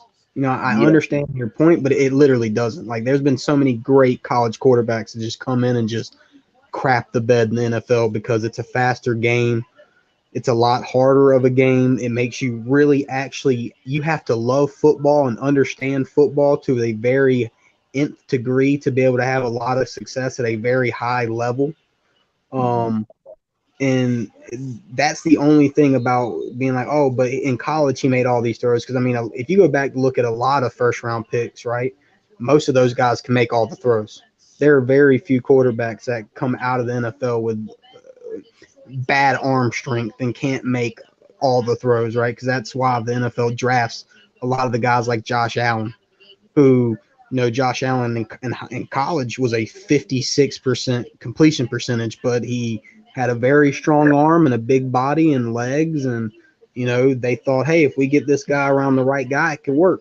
And it has. It took 2 years, and in his third year, it clicked, you know, like, um, So to both your points, so just so to always, college doesn't always equate to NFL success. yeah, so to both your points, yes, CSN, we've seen that Justin Fields in college could throw prolifically, and it was a pro style offense. But to Edward's point, the college game does not always transition well into the pros. So yes, we can say he did it extremely darn near perfect in college, but has he shown it yet on a consistent basis in the pros? No. So we're still waiting on that. If he can do that, then we're good. You guys are good. And I think, and to both of your points, I think you are right. College does not translate to the pros. You have guys like Zach Wilson from his class had a great college career, could make all the throws, but has not translated so far. Obviously, there were other issues with that, and I understand there are other circumstances. But the thing with Justin Fields is, I would like to say this: who exactly has he thrown to this year consistently as a number one target? He's had Chase Claypool for the last 5 or 6 games or so. Darnell Mooney is a great wide receiver, but he's not a number one wide receiver. He's not Tyreek Hill. And I think that the Bears have struggled not having a number one wide receiver that Justin Fields can just have somebody to throw to and just be able to make that pass whenever he needs to. I think that Justin Fields has had a little bit of a hard time converting to the NFL and misreading guys, and there's an open guy down the field and he's not getting off his reads in time or stuff like that. But I think Justin Fields has shown enough this year with his deep ball accuracy and stuff like that. And you can see that he still has that incredibly accurate deep ball that he can be able to hit anybody and be extremely accurate in that throughout it. And I think that he hasn't been incredibly consistent, but I think that pass game against the Packers has definitely been a game that was his best passing game of the year. And I think this game with the Eagles may be a lot closer than a lot of people think. I don't think the Bears will win it, but I think that offensively the Bears could put up a challenge to the Eagles. I mean, The only knock about that is I don't know if Adama Sue and Linval Joseph really gives him that much time. And those ends aren't just, you know, nobodies. I mean, they're great players as well. So I mean, that front four alone is going to give Justin Fields a lot harder of a task than he's ever seen. Yeah, I think that the Eagles are a really good team, but I think that also throughout this stretch, the Bears have played a lot of teams with very good defenses, like Miami's defense. The Bears played them a couple, I think it was like 4 weeks ago. They have one of the best defenses in the NFL, and Justin Fields could have won that game, put up 30 points, I believe, against the Dolphins. I think that this is a team that is capable of playing close with a lot of good teams. but unfortunately has not been able to close out any of these games recently. And I think that I have no belief that this Bears team is going to win any of its remaining games, to be completely honest. But I So think that we'll play closer with them than some people think. hold on, Buck. I'm Mike, and I will say this: I think Justin Fields has a bright future, but he's got to, he still has the area where he has to develop. And if he doesn't make that leap or that jump or develop, then he's just another failed quarterback. Um, Having potential, there's a lot of quarterbacks that have had potential, but they've just never been able to. Is that because of coaching or whatever? You could play it, you could slice it any way you want to. It doesn't really matter. They just fail out, and then they're out of the Hey guys, I'll NFL. be back. So Okay.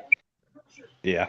Well, So one more point that I'll make, and then I have to head out. But really, I think with Justin Fields, I understand all of your points, and there needs to be more showing for him, especially come next year. But I think that if the Bears are able to improve the offensive line a little bit, maybe add a right tackle or a left guard this offseason, or even a center, and add maybe one more wide receiver, I think that this Bears team goes from a team that relies on its defense to a team that relies on its offense. And I have no guarantee that Justin Fields will become the quarterbacks that we were talking about earlier, and Aaron Rodgers or Tom Brady, that have 20-year long careers and are super successful. But I think right now, I think that Justin Fields will start to become that quarterback that will producing. I don't know whether he will for sure, but I think that he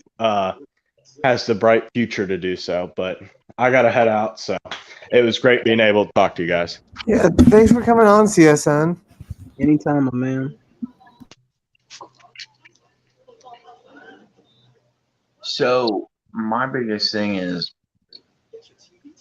I don't. To your point, Edward, I don't really like when you hear these college announcers be all like, "Oh, um, Ryan Day runs a pro style offense, so Justin Fields and all these OSU quarterbacks should be able to transition very well into the NFL." And it's like, that's not necessarily true, obviously, because you don't. I mean, he for him to quote unquote, for him to transition well into the NFL, he's gonna need to land somewhere where the coach or the OC runs a pro style offense. Yeah, and I mean one quarterback that I should have brought up that fits the description perfectly is Jimmy Clausen. That guy's a Notre Dame fan, so he knows exactly what it was. Jimmy was the next guy, or he run a pro style offense with Notre Dame. He's got all the arm strength in the world. He's super accurate. Look at Jimmy Clausen. Look at Jimmy Clausen, and then he gets in the NFL and he craps to bed. He had no help from the defense when he was in South Bend, but yeah, he also came off as a bit of a jerk too. But You think so? but he was he was saying that he was trying to use college tape and his college success and trying to equate it to the NFL success. And that's where I was just like, it doesn't work that way. Like there's been a ton of successful college quarterbacks that can do everything that you can want in college and, have intangibles to go pro, and they just end up sucking in the NFL. Right? Like there's more quarterbacks that have come out like, who have all the intangible and failed than more that have had the intangibles and are successful. Like, to your point, I always go back to Troy Smith. That dude was terrible. In the NFL, he was, yeah. He wasn't that good. If you look at his stats, he wasn't like a barn burner in college either. His Heisman Trophy year, he threw for 2,900 yards. That's not super great. Yeah, but also, I mean, if you look, no offense, Will, but if you look at the Heisman class that year, who else are you going to give it to? Brady Quinn? No, because that's where worse. No, Brady Quinn deserved it, in my opinion. Like Brady Quinn did more with less. than Troy did. Like, look at the guys that were on the Ohio State team compared to what Notre Dame team. No way that Notre Dame team wins I that don't even many know games who with Troy was. Smith. I was say I don't even remember who the hell was there in New York anymore. I just know it was like Troy Smith won it, and that's like the only. And when I seen that, I said, "Damn, that was a shame." It was Troy Smith 1, Brady Quinn 2, and I think the third one was Darren Darren McFadden. McFadden. Oh, Yeah. that was the Darren McFadden fucking like destroyed South Carolina for like 400 yards, wasn't it? I believe it was. I'm a little young, so I have a pretty bad memory for that game year, but It was 2006, so I believe that was the year he ran for 400 yards against South Carolina. I would have probably get. I think Darren McFadden was a lot better than a lot of people give him credit for. I agree now. Like that, he should have won the Heisman that year. Like what he was doing was crazy. Like honestly, what he was doing was crazy. I remember watching that game. And, like they put him in the Wildcat and just he'd run over a D lineman and meet the linebacker, run him over, and then he just run for 60 yards for a touchdown. It's like, okay, bro, that's different. He got to the NFL and just stayed hurt. You know, like he was really good with the Cowboys that 1 year, but he had a decent, I think 2 decent years with the Raiders, but injuries caught up with him, quick. Yeah. Now the one I remember for McFadden in college was I think it was 2005. It was either '05 or '07, I think, when he went nuts on LSU. Like that backfield 2007. was just ridiculous. They had Felix Jones, Darren McFadden, and Peyton Hillis. Yeah, it was just ridiculous. Oh, Peyton Hillis came from Arkansas? Yeah, they were all played in the same backfield. Dang. I like Peyton Hillis with the Browns.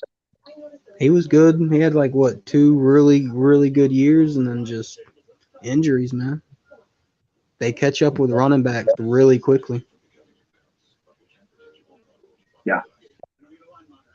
What'd you say? Will?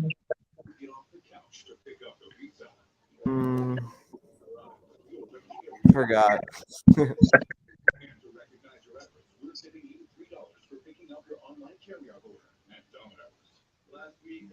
Oh. Surprised Jeffrey's not popping over Jackson, honestly. You seen there's a bunch of rumors of Marvin Harrison Jr. leaving? Leaving to go where? USC. In the portal.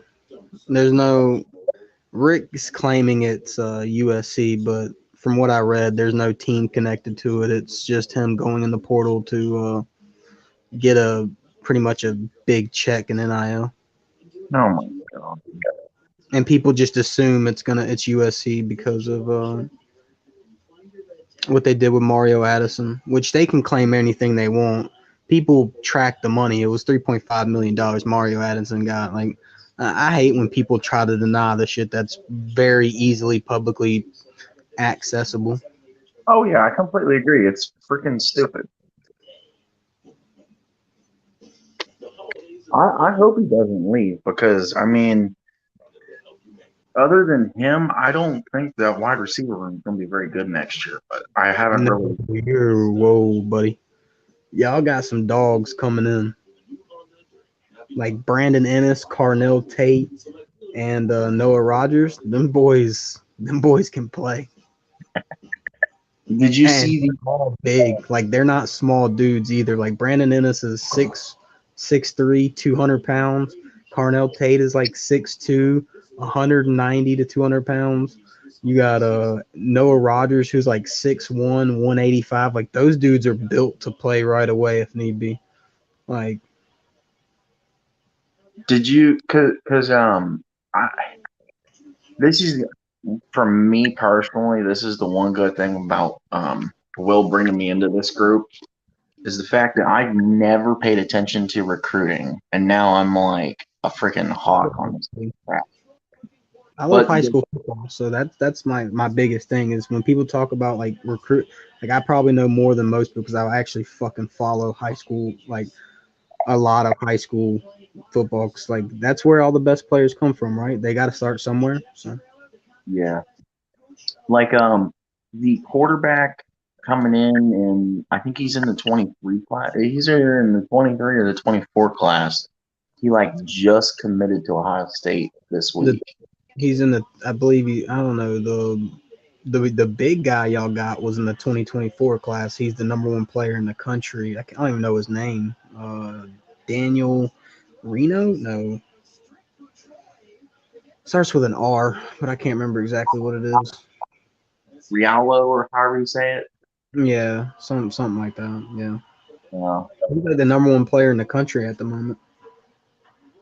And then y'all got Jeremiah Smith, which is the like number I don't know, he's somewhere in the top 5. I think he might be number 2 right now in the country. So y'all got the number 1 player in the country, which is a quarterback, and then the number 2 player in the country, who's a wide receiver, committed, and Jeremiah Smith. If I like, that dude can play. Um, he's from South Florida. I don't know. I think he's St. Thomas Aquinas. He may be somewhere else. Off the top of my head, I can't really remember the school. Might be Chaminade. But that dude is very good too.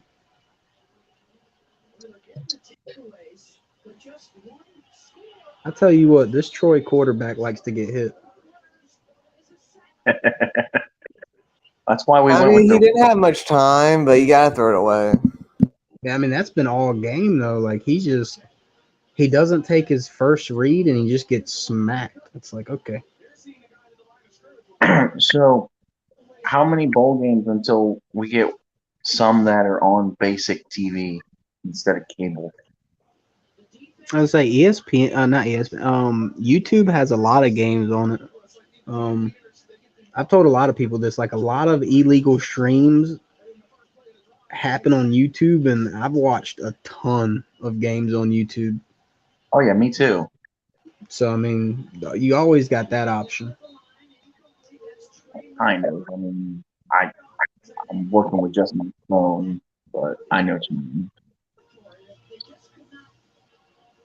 There's Um, also, there's also a website out there called Streams. I think you could do it that way too. But again, I don't know if I should be saying this right now since we're live. yeah, probably not. Yeah, but I don't know. I'd have to actually look. I don't know what bowl games are on what channel shit. I haven't really looked into that. You could also get a Fire Stick, get like a jailbroken Fire Stick, and um, get one of the sports apps and watch it on there. That's true. And say if you want to hit up Tad Guy. He knows it's like a decent chunk to get it, and then but it's like $30 a month, and you get like everything, literally any movies you want, any TV app you want, any sports game you want from around the world for like $30 a month. That ain't bad. No, that's a deal and a half. Oh yeah. Say the Celtics play at 7:30. Good. Let's see. Say France is gonna beat Argentina tomorrow at 10 a.m. Heck no. Yeah, I'm sorry. Kylian Mbappe is France gonna hasn't played a complete game yet. If Argentina plays how they've been and France plays how they've been, I think still think France wins. all right. France has been scoring almost 3 goals a game. I mean, I think it's just Argentina's time, man. Argentina. Argentina. So good. And they have a mix of like really good young talent and like the old reliable veterans who like it's pretty freaking nuts. You said it's at 10 a.m. tomorrow? Yeah. So this says you're gonna have the Jackson State game. This Celebration Bowl will be on ABC. Okay. The Washington State Fresno State game will be on ABC. or the ESPN app. SMU versus BYU, ABC. Nice.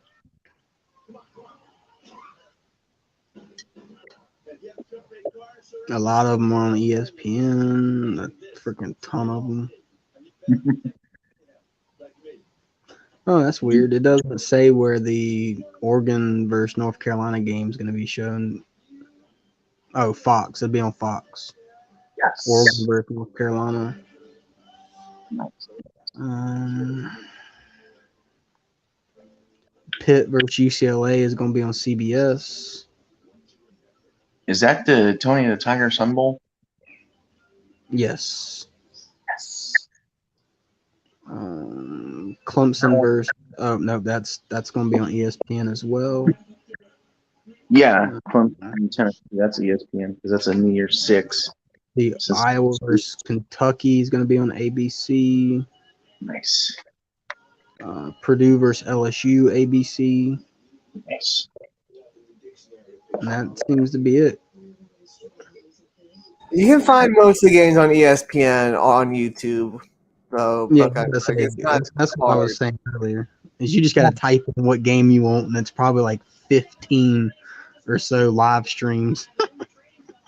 Oh yeah, without a doubt. The only thing is like for example, if Will would decide to do this again, I have to come in here and fly by the seat of my pants because I do everything off my phone, especially when my hotspot's almost gone. So I mean, I could fix it, but I think I'm a little too late this year because I could fix it and go get internet and the problem be solved and do it that way, but I'm just a little screwed.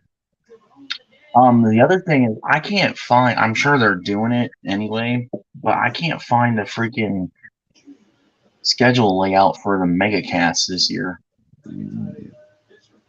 What do you mean for like the For like playoff? yeah, for like the playoff, and then how for the other New Year's 6, like they do the original broadcast and command center for the Sugar Bowl and the Rose Bowl. They showed it during the game. Well, I know they've shown it during the game, but like they they take, for example, SEC Network would show the Georgia radio broadcast for the Peach Bowl, and then like ESPN2 would do the command center. ESPN News would do like, I don't know, a different one, like a film room, and then ESPNU would do a different one, like the data center or whatever.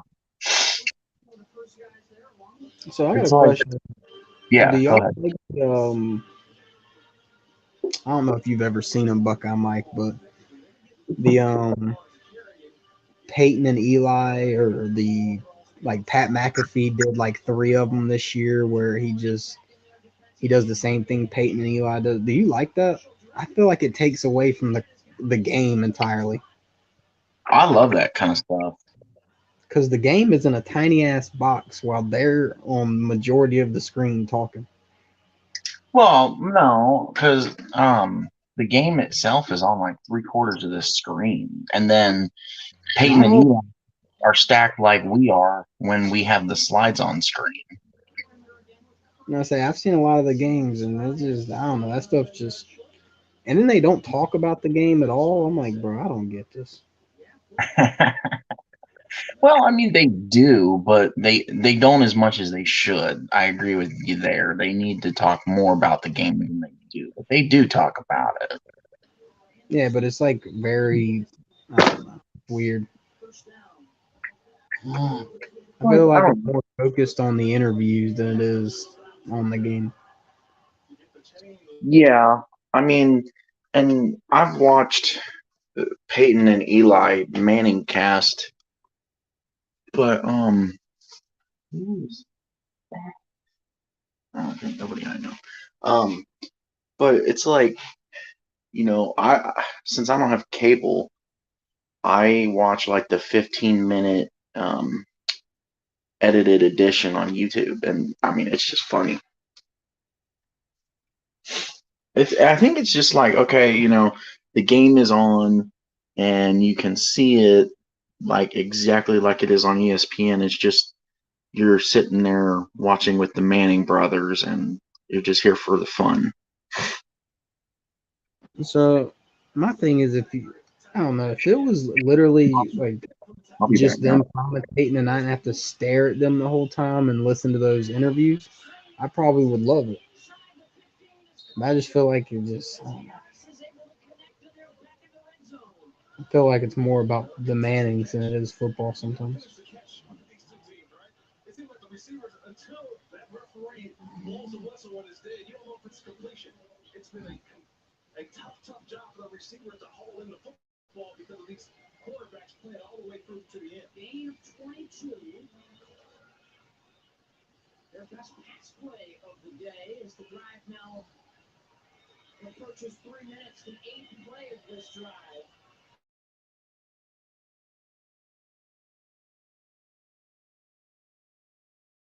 Oh, Mike left. Yeah.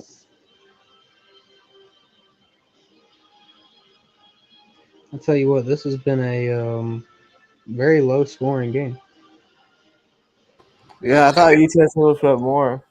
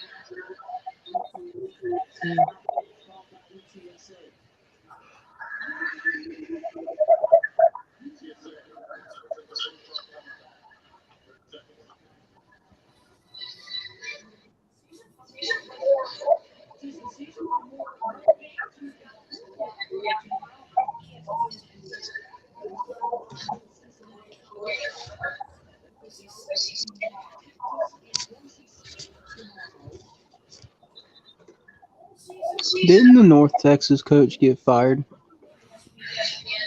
He look it up.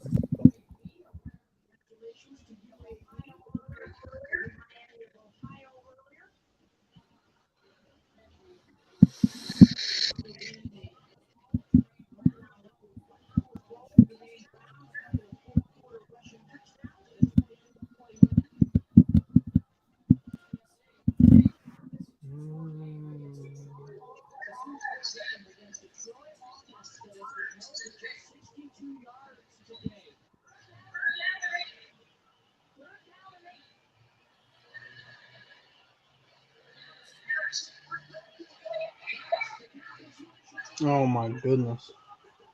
Is that 6? Oh my, it might be 6. Oh, No. Oh my goodness. The fucking QB just slammed that boy. Was that the QB? No, I think it was a wide receiver. Damn. That was a hell of a tackle.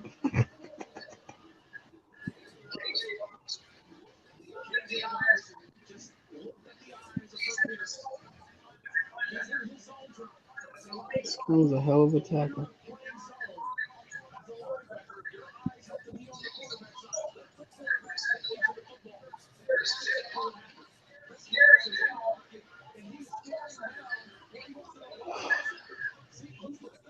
Damn, whoever number 9 is, that's a big dude. yeah. He looks like a damn offensive lineman.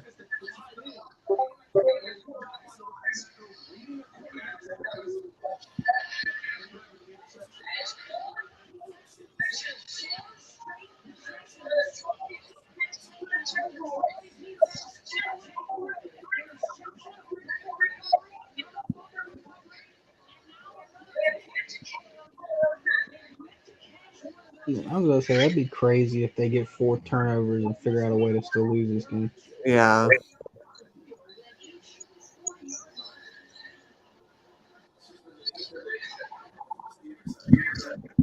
Honestly, that's a lot of Clemson's opponents this year. We'd give them 3 or 4 turnovers and we still figure out a way to win.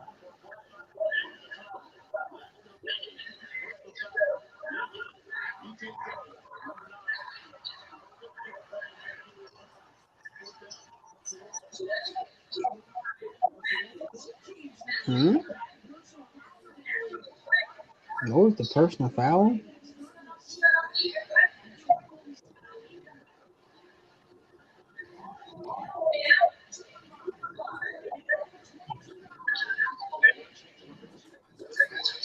Sam, so this is the problem with Troy.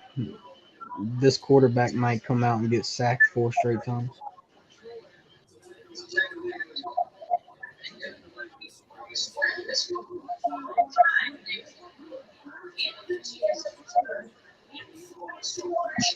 Wait, they gotta punch it in here. You'd hope.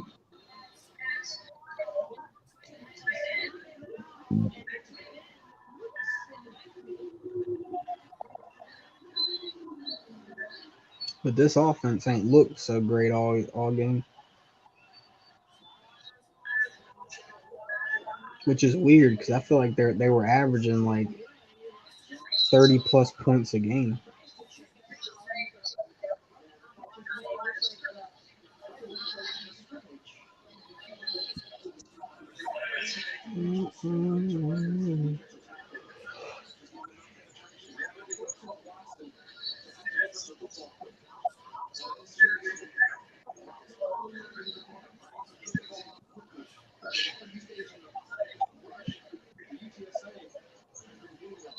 You seen North Carolina hired UCF's offensive coordinator?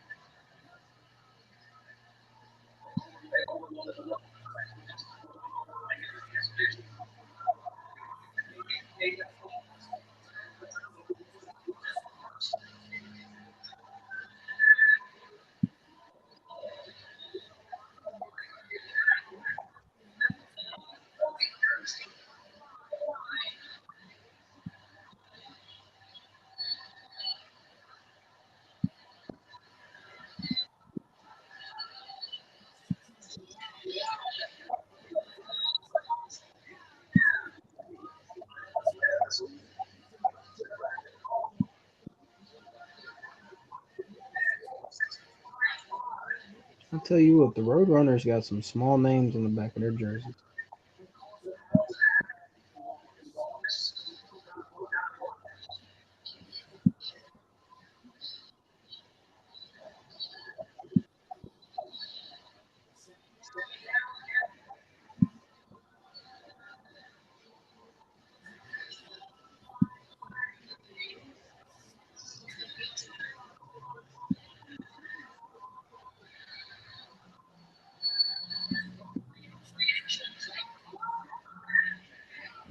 Touchdown.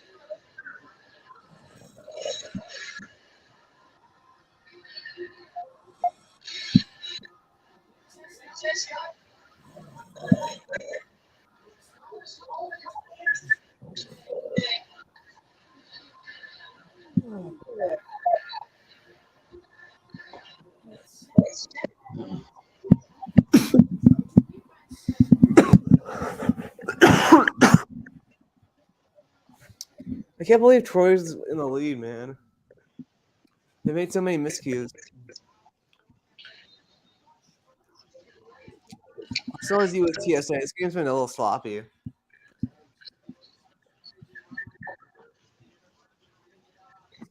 Yeah, I mean, it's what, like 4 turnovers to 2 turnovers. So Yeah. turnovers, man, they kill you. Yeah.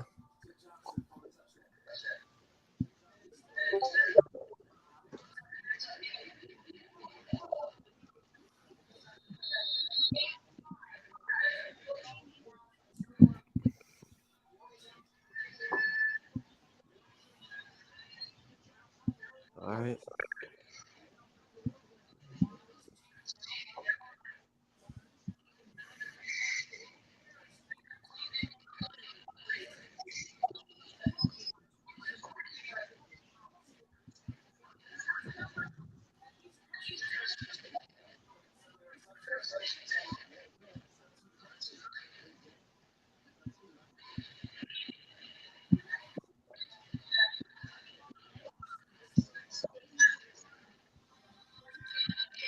All right. Go down.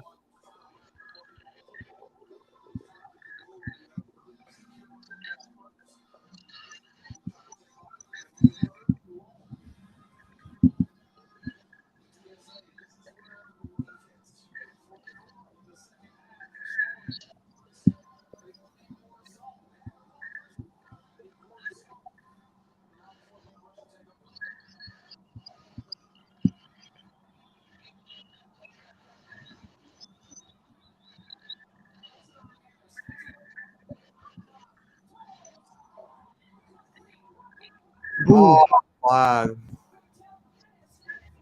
I'm gonna say that's a flag, right? Yeah.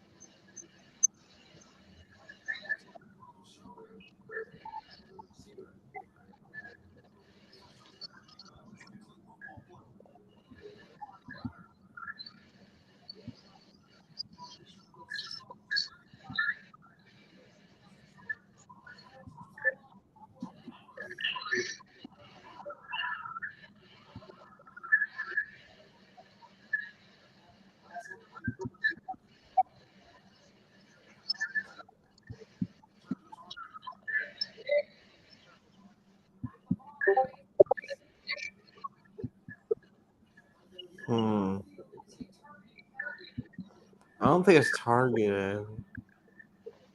No, it's I think it's a penalty for a defenseless player. I think they're just reviewing it for targeting just in case. Mm-hmm.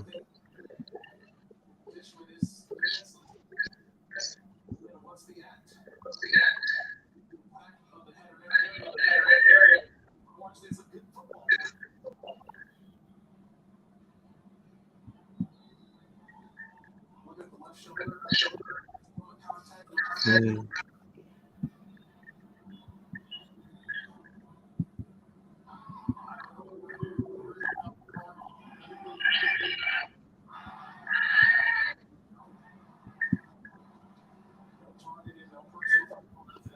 Frustration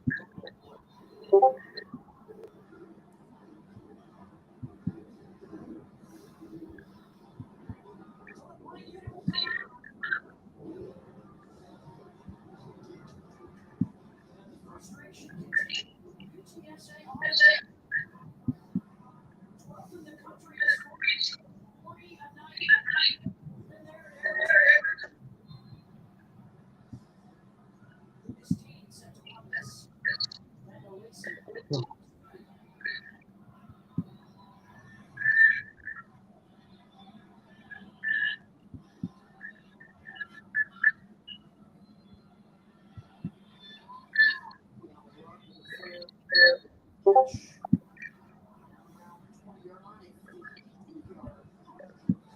Season continues tomorrow on ABC. Get things going at 4:30. Header for you. Celebration Bowl. Play Bowl. Mexico Bowl tomorrow night. We'll see y'all.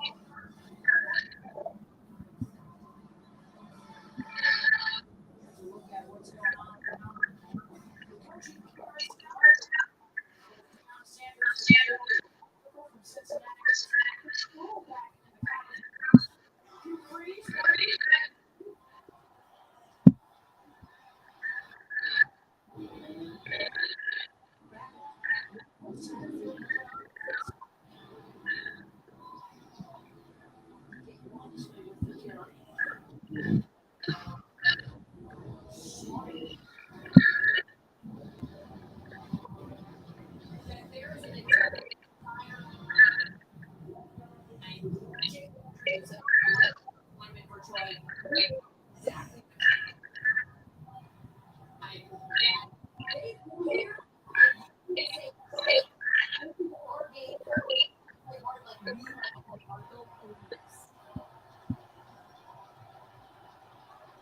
Stronger, 1:20 to go in the third. Watson with the completion out across the 25 to Alldyke.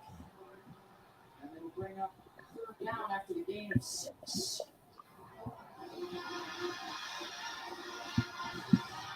So get late in this game, it's about leaning on your offensive line. I think earlier. Whole halftime show has been going to be the fifth. Wave to run away from Brandon Brown, but set you up for these third mediums.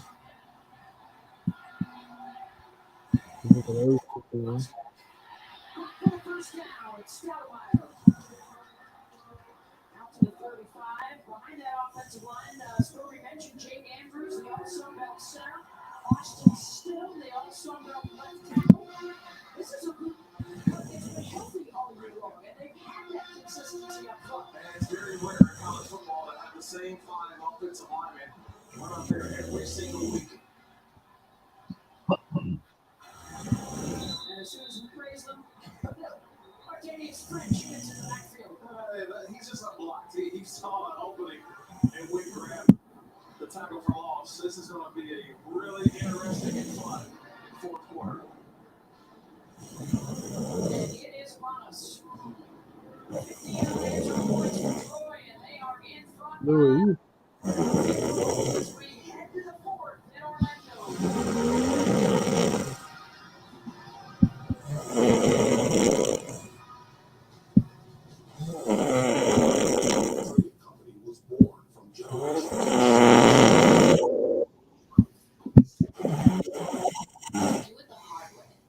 Take the trail on, to take the damn thing apart, put it back together, and have the world be better for it. We don't think that the go all in, dig deep, and get your hands dirty spirit exists in everybody. We know that. Duluth Trading. Take on life with your own 2 hands. Need new glasses? Get more from your husband and get to work. How can you see me squinting? I can't. I'm just telling everyone. Hey! Use your vision benefits before they expire. Vision Works. See the difference. It's not about chasing some silly dream. It's about facing your destiny. Are we about to turn back now? I say nay. We shall push forward to destiny. Sure, Tim. Gently push in the clutch and put it in first. A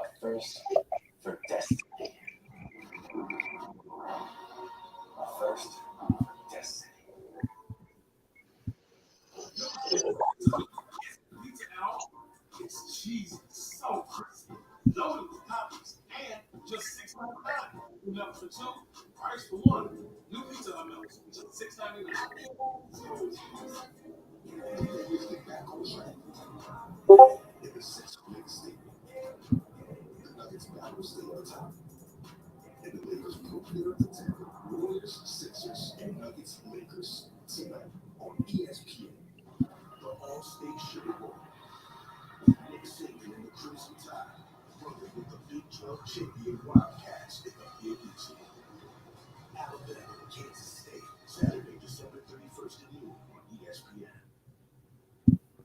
This holiday season, treat yourself. At Buyer Kia, there's something for everyone from our incredible inventory of new and used vehicles. Our friendly sales team is ready to help you find the Kia that's right for you. This month, receive as low as 2.9% APR for up to 48 months on the 2022 Kia Sorento and 2023 Forte and Soul. Plus, receive $500 in trade-in cash. It's the season of giving back at Buyer Kia. For every car sold, Kia will make a donation to St. Jude's Hospital. Keep yourself the gift you've been hoping for in fall search or online at buyerkia.com.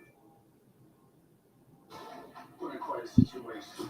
Miss Kelly, and you two are the suspects. Why? There's not too many people that fit the description of the doctor looking for his eye on the ground with this black attorney. I'll be in law school. I can help. I have salad. I had your lady grip one time. Right. I need to find this girl. You know, my grandfather shot a guy in the face. If he got shot in the face, then it all went to him. Amsterdam. Let's run this movie today with Bios on Demand. Welcome back to the Duluth Trading Super Bowl as part of Capital One Bowl Mania. Opening day of bowl season and over at the Kennedy Space Center. The SpaceX rocket launch tonight. Getting a glimpse of it from over here in Orlando. Getting set to start the fourth quarter and a 3-point Troy lead off, 15 of those points off of turnovers. And after the passing of former Troy offensive line coach John Schwarman, the team dedicated the offensive line room at Troy in his honor. In October, his whole family was in attendance.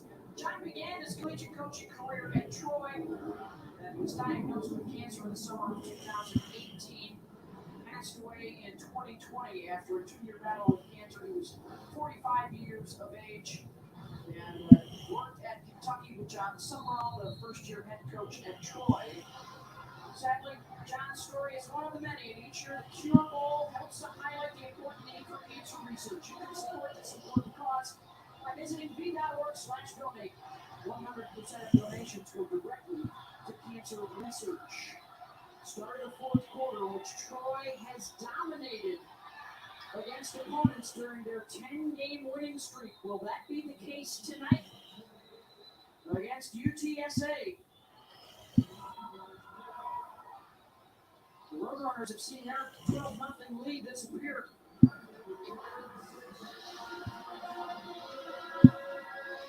Third down and 8.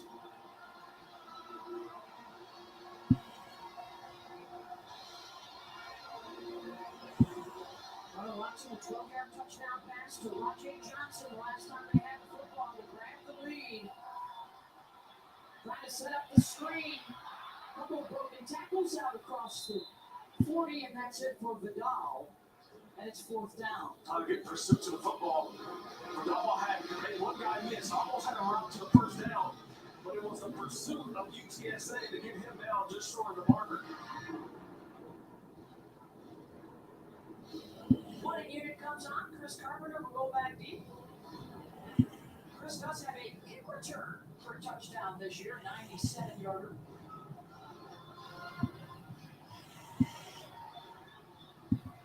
On fourth down and 2, the fake. They'll go for it, and they'll get it. Vidal. First down, Trojans.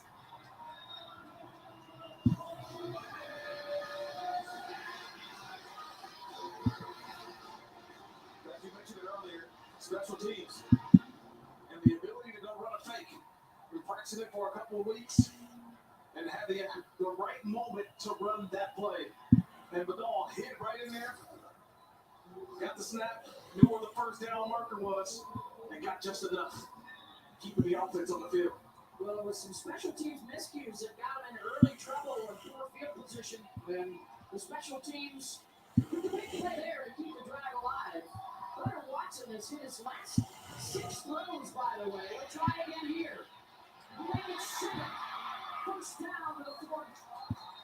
Tez Johnson.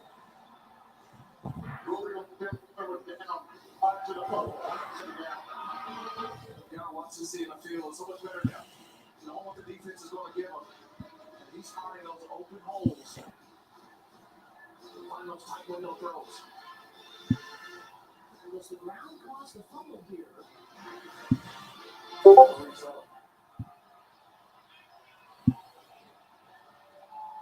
More snap, Watson's got to just fall on it. That's the second time he and Andrews have disconnected.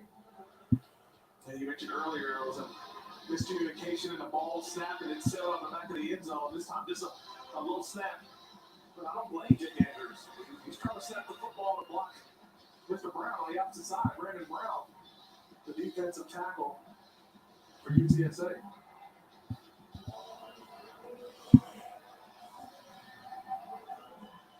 Second down and 16 after the loss. Williams leads in the tailback. Watson. Inside the 35, Tez Johnson, and it's a manageable third down. Gain of 14 there. That's what we were referencing with the Trojans and their success in fourth quarters this year.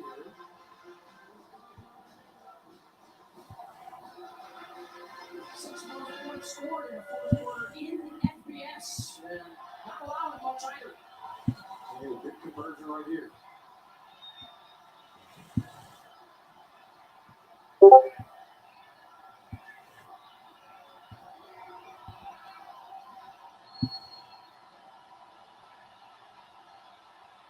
Third down and 2, Billingsley. Stuffed. That's fourth down. Back by Hawkinson. Right in the heart of that defense. It's a nice job. They brought the overload, the extra tight end to the right side. Watch number 1 in the middle. He sifts through and finds a nice forward tackle on Billingsley. Terrific job of finding the open gap. Setting up a possible fourth down. Now a flag before they even break the huddle.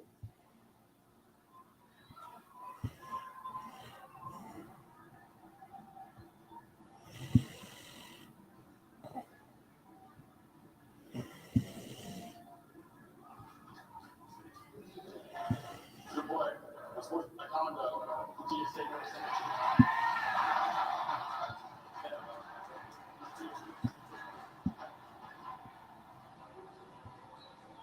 Sportsmanlike conduct on Cyrus Simon before the opponent even broke the huddle. Now Coach Traylor sort of decided himself, saying, how? What are we doing? Casey,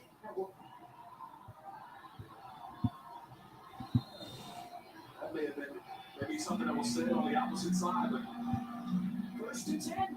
bad call, bad penalty. UTSA. Inside the red zone. First down run back to the line of scrimmage for Vidal. We got a rushing yardage for Troy, 25. The total yards, just 138. But with UTSA turnovers and giveaways, it's been enough for a 3-point lead. Ty Leonard is the injured player.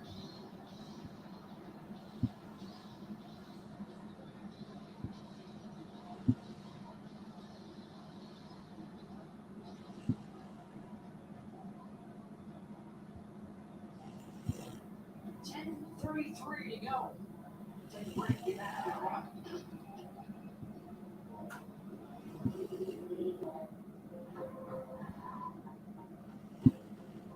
Gillette presents the Gillette Labs Exfoliating Bar, a razor designed to take the hassle out of your routine. Effortless shaving in one efficient stroke. A bar that handle removes unseen dirt and debris that gets nowhere to blends. So nothing gets between you and a quick and easy shave. All with a lifetime warranty. Gillette, the best a man can get. Alright, we're headed to the playground. Yeah, we're going to the playground. Fun. I'll see you later. I'm headed to the playground. Yeah, sit down.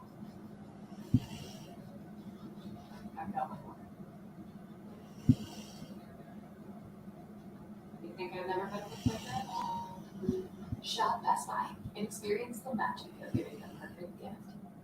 Buying a home? Rocket Mortgage will cover 1% of your rate for the first year at no cost to you, saving you hundreds, even thousands, with Inflation Buster. That's more mini vacations, a lot more lattes, more date nights. Plus, if rates drop within 3 years of your home purchase, you get exclusive savings when you refinance with Rate Drop Advantage. That's more cash in your pocket. Save when you buy today and refinance tomorrow. Don't miss these big savings. Visit inflationbuster.com.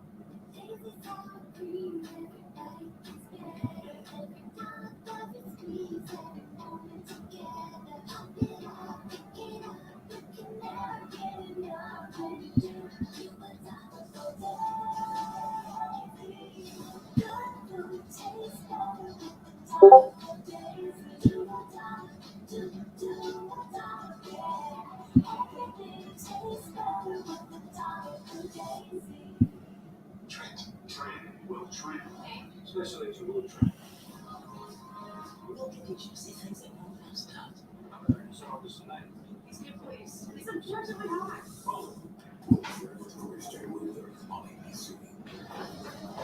Time for today's unbeatable performance, brought to you by Xfinity. And today, takeovers from Troy. Yeah, the Troy defense really coming in. One of the top defenses all of FBS. And it's yards allowed per day, but then they've just had a turnover fest. They've been able to grab interceptions, force fumbles. There really is what kept this offense up there going, kept this offense moving, kickstarted the offense, gave them a lot of hope. That's why they hold the lead right now. All their 15 points today for Troy have come off the turnovers that this defense has created. And your fourth quarter defense will make it difficult for UTSA. Trojans have it, 2nd and 10 on the move. Seam up the middle. But now, working his way inside the 10.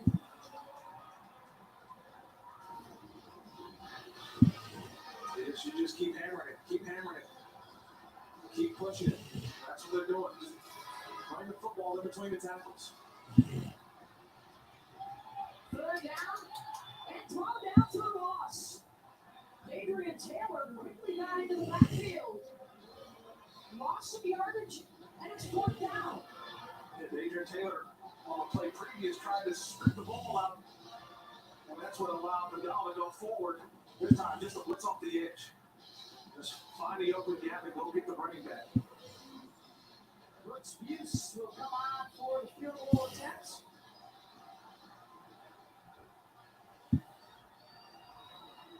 This will be from 27 yards out. Looking for the 6-point advantage. I think he's got it. 18-12, Troy over UTSA in the 4th.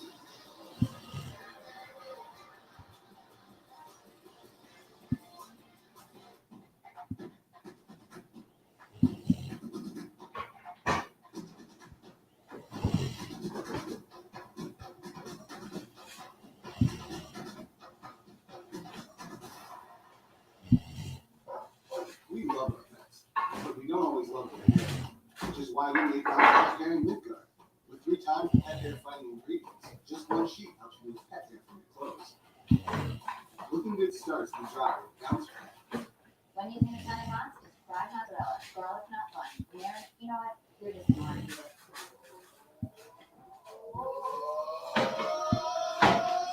Choose wisely. Choose Wendy's new Italian mozzarella chicken sandwich.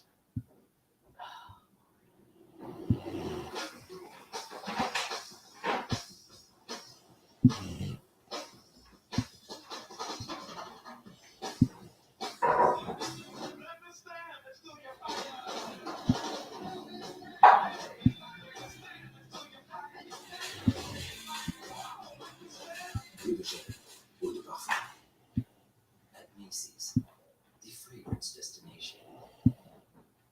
It's Tim Tebow in a Merlot. You get the whole place to yourself. So it's always just you and your gators. Research shows, people remember commercials with nostalgia. So to help you remember that Liberty Mutual customizes your home insurance, here's one that'll really take you back. Wow! What'd you get, Ryan? It's customized home insurance from Liberty Mutual. What does it do, bud? It customizes our home insurance so we only pay for what we need. And what did you get, Ryan?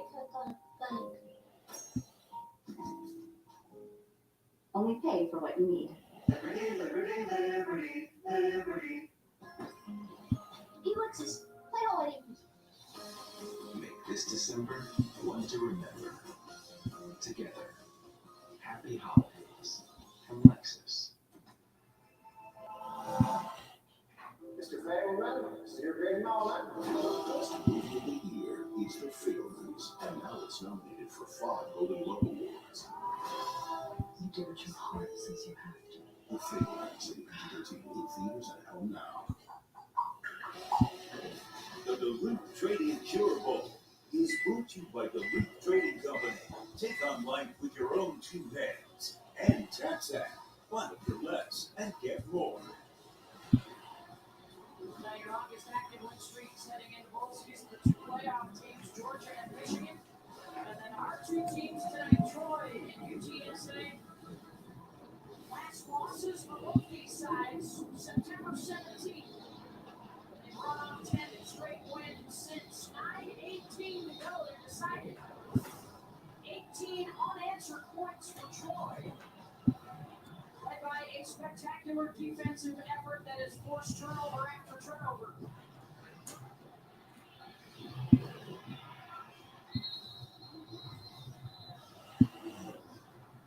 Yard line to start for Frank Harris and the offense.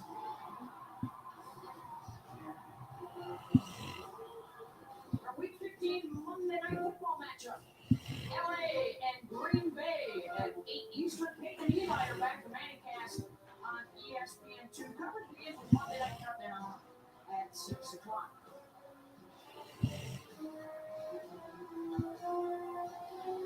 Hello, Baker Mayfield last week. 2 drives, now 16-3. Yeah. 2 drives, 2 touchdowns, a game-winning drive. See what he can do for an encore. Going up the middle. Rory Barnes. It's been quite a drought for the Roadrunner offense. The safety in the first quarter, then a 2-yard touchdown, Harris to Franklin early in the second quarter, and the second field goal midway through that second quarter. Not a whole lot of offense since. Harris, completion to the Cardinals for a first down. Yeah, there's been some movement within that coaching staff. Remember, Justin Burke, the offensive coordinator, takes on the low side and goes to Oregon. So this has been an offense, definitely, with new communication. Quarterback run, Harris picks up 5. Marshall and Robertson converged.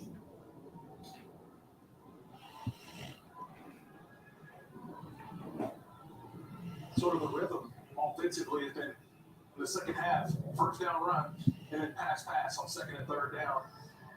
So again, run on first, see if they go with the pass or back it back off. Yellow on it, big burst, Barnes gets the edge. Deploys inside the 25, the 10, down to the 5-yard line. First and goal, Roadrunners. 53 yards for Barnes. It's about vision, though. It's the vision of Barnes to be able to get all the way to the backside. Everybody thought he was more front side. He couldn't all the way back to the open side. Nothing but green grass. And a finish. Biggest play of the game. UTSA knocking on the door. Down to the 2. He's played every snap in the backfield due to the injuries today. What a job by the youngster. 134 yards on 22 carries. Coming off that stellar Conference USA Championship game. His first career start, where he ran for a .75. They'll use him as the decoy. It's all back in the end zone. Extra point.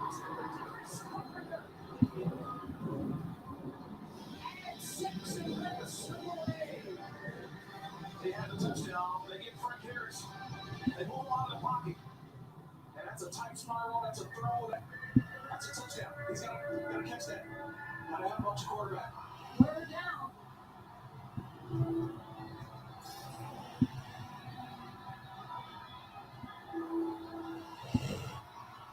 You're a big tight end. Hardness. Number 9. Harris lobs it for the way home. Right for the nearest guy, but it's fourth down. Nice job by the Troy defense. They got not only the pressure, but they had 2 sets of eyes. You go for it or you kick the field goal. Go for it. Go for it. Why not? You're on the road. I trusted that guy, right? Number 0, the quarterback, Frank Harris. Get him again on the move. Get him to the outside of the pocket.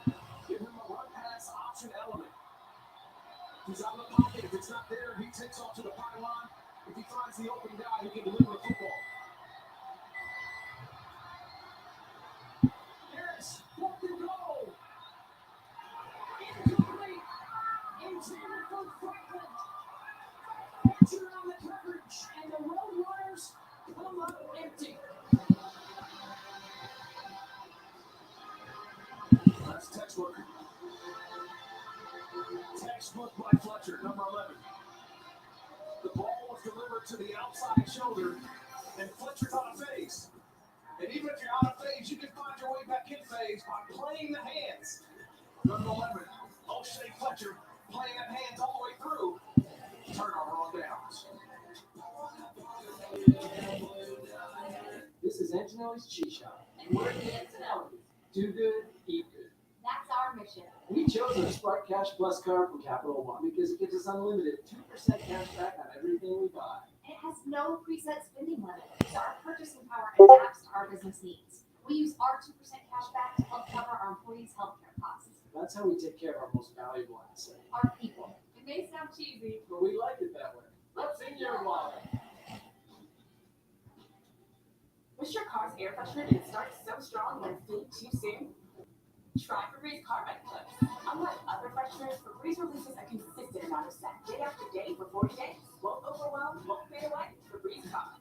Another gift to my back. Surprise! It's new. Got me to start? Oh, and there are more gifts inside. You got me to head up this way. To massage me, see? Okay, what next? Alexa, turn on holiday lights. This year, give the gift of technology in every Buick SUV. It's the holidays. Get 3.99% APR and no monthly payments for 90 days for these Buick SUV models.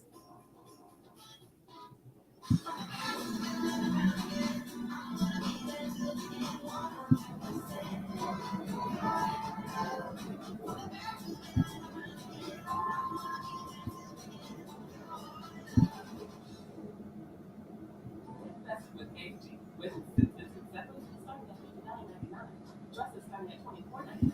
Shoes starting at $34.99. And jewelry starting at $6.99. This holiday, live your best life with AG. Hey, thanks for working through the holidays.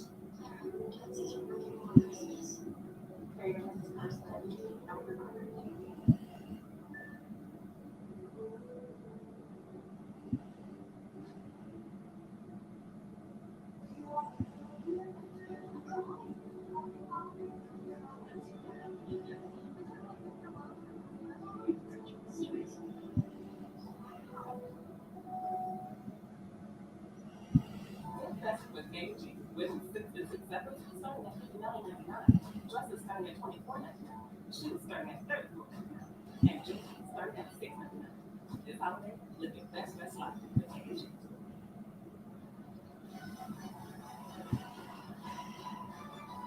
Church Street Market, the Church Street Station. There is the Street Trophy. Right now, Troy close to grasping that for their fifth straight bowl win. UTSA needs a stop and a score to get the first bowl win in program history. Or at least to take the late lead, 7:01 to play. Troy's offense has had this guy quarter starting field position quite a bit tonight. In fact, a safety earlier in the ball game. They were looking on first down with the ball.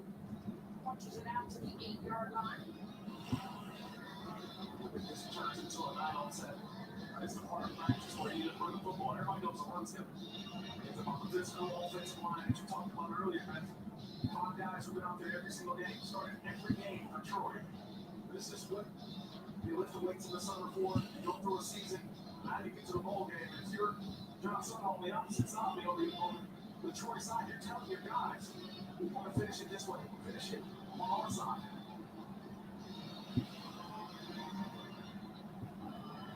They've been averaging less than 3 yards per play. That would be enough to keep a drive alive. Plays like that will. First down run for Kamani Vidal. You start looking over there to the sideline. You start showing that motion of one, meaning do it again. Do it again. Coach, call it again. Call it again. You start to feel that UTSA is trying to win some gaps. You make one guy miss and you turn what could be a short game into a home run. 19 carries, 58 yards for Vidal. They, as a team, though, have only run for 47 naked yardage plays.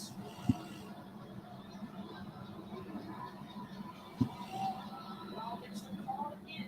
Stumbles his way out across the 20. Clock works.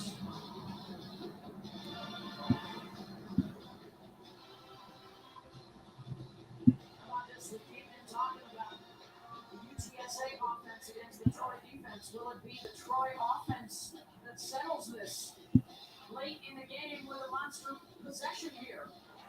You want to settle it with the football. That's what you're telling your offense. Let's go win this game. You kick a field goal, makes it a two-possession game as well. So you just want to get points. That's what you're telling the offense. You're going to watch it. Let's go get points, fellas.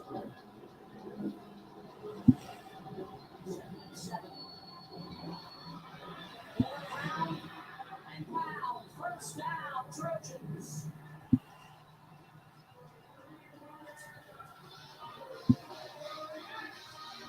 Hats on hats. All right, you just get a hat. Offensive line, tight ends. Block the guy in front of you. And if you're Vidal or Billingsley, the running back, you make the unblocked player for UTSA miss. And as this game gets later in the game, right, you're forcing UTSA to have to be uncomfortable and have to find ways to stop the run. Vidal with the 11-yard gain. He'll step to the side. Billingsley now in at tailback. DK for a couple more further yards. They were now 12-0, but the Trojan defense forcing turnovers and holding UTSA scoreless now for almost 2.5 quarters.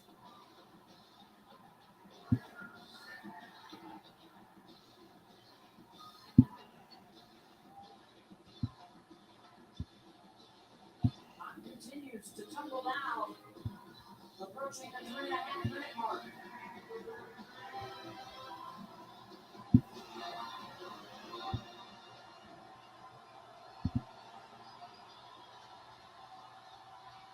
More the run game. And this time, UTSA will force a third and about 6 or 7 here. And a timeout to stop the clock. 3:23 to go. One left for UTSA. They're down 6. Duluth Trading Company was born from generations who showed us that the only way to live life is to live it hands-on. To do it the hard way. To take the trail untrodden. To take the damn thing apart, put it back together, and have the world be better for it. We don't think that the go all in, dig deep, and get your hands dirty spirit exists in everybody. We know it does. Duluth Trading. Take on life with your own 2 hands. Oh, hi. What's this? A hospital bill for $1,100? Looks like you want to be on this thing too. Tell me about it. Did that go to gap? He's talking about expenses that health insurance doesn't cover. Well, I'm talking about the money Aflac pays to help close that gap. Aflac, huh? Backed up to the motor. Get helping expenses health insurance doesn't cover. Is an official sponsor of ESPN College Game Day. It's Tim Tebow in your Where you get the whole place to yourself.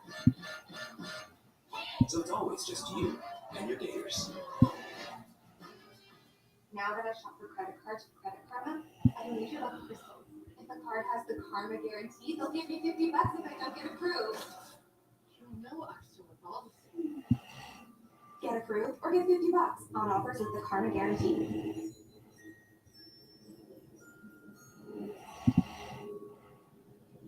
Hey, Tristan! Hey, Alexis, play already.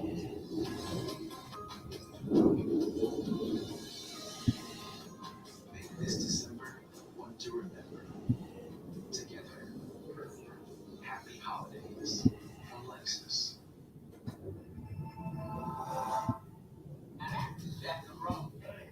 Oh, that's my piece of chaperone. That's a big swing. Extra pepperoni, extra cheese on that thing. Somebody save me a slice. That don't need $1 from every chaperone to Papa John's Foundation.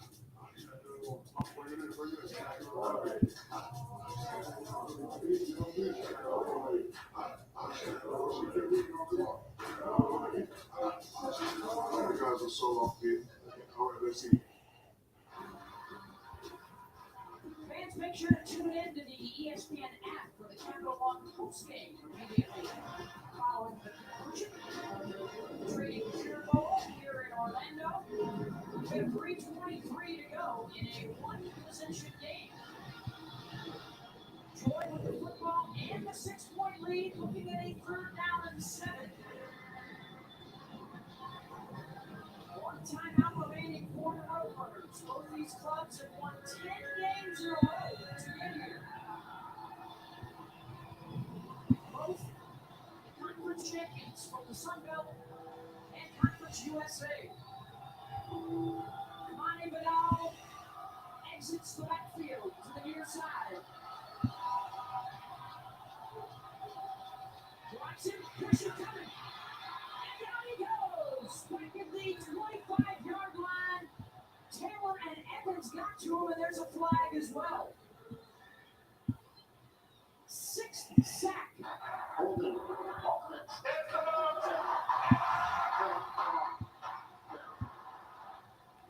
was the first pass play they dropped. They went 6 consecutive runs. They get to 3rd down, and on the pass, just a 4-man rush from UTSA. They were waiting for it.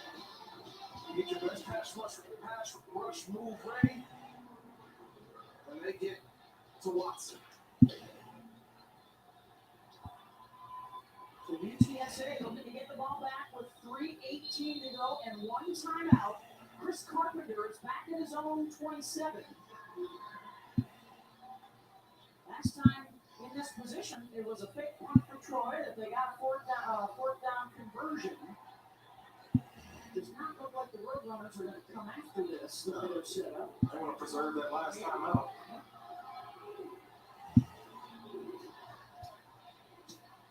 It is away. Carpenter will get it go. Catches inside the 20. And out to the 30-yard line for Frank Harris and one of the most potent offenses in college football this year. Stymied thus far. Can they get it done with 2:41 to go? Against one of the most stingy defenses in our land. That has had the upper hand so far tonight. I think this is what you asked for at UTSA, right? You have the Conference USA MVP, the Offensive Player of the Year, Mr. Frank Harris, with an opportunity to lead your drive, and then for Troy, your defense, which is held you all year long. Incomplete. Another drive. Carpenter. Slocum was able to jar it loose. 2nd down. That's another drop by Carpenter. He had the drop in the end zone. Would have been a for sure touchdown on the last drive, and another opportunity to haul one in just off the hands.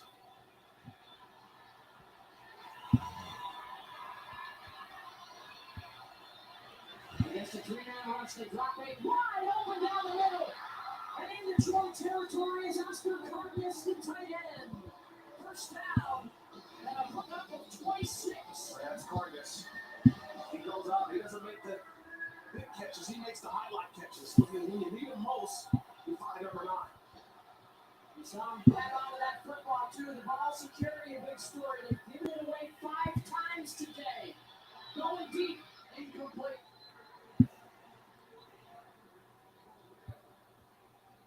Stewart had the coverage on Carpenter. You got to remember, this is an offense without Corey Clark. No Josh Cephas today.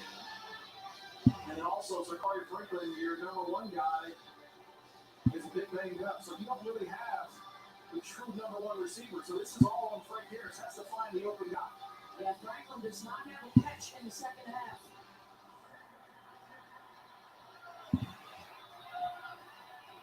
Second and 10, now he does. And he pitches it backwards. They've been better served to turn upfield, but the play was to Barnes, who ends up picking up a couple anyways. Make it just 1, and it's third down. Let's just stay at home doing your job. This is a very disciplined Troy defense. They were not fooled. They were right where they needed to be. But Franklin just sort of a decoy. Third down.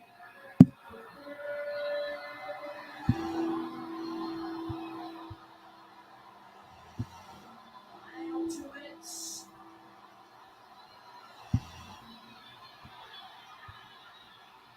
Harris has to throw it away, and it will come down to 1 play. I think Harris is upset. He felt like he got hit out of bounds. He was throwing that football away, and he thought he got hit by a defender, but there was no call. The last time on 4th down by the goal line, they went to the fade to Franklin. 4th and 9 here. This is your ball game right here.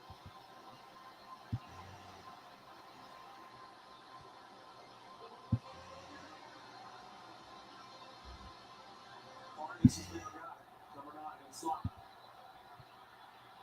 Harris. Broken up at the 10-yard line. Intended for Franklin, and Stewart had the coverage. Best receiver against the best DB, and Troy wins that one. Franklin had a step. Watch the recovery speed by Randy Stewart. He's there. Plays right through the hands of Franklin. Terrific job playing through the hands, knocking that ball away. And Troy ending this game, how they've done so many times this season with their defense.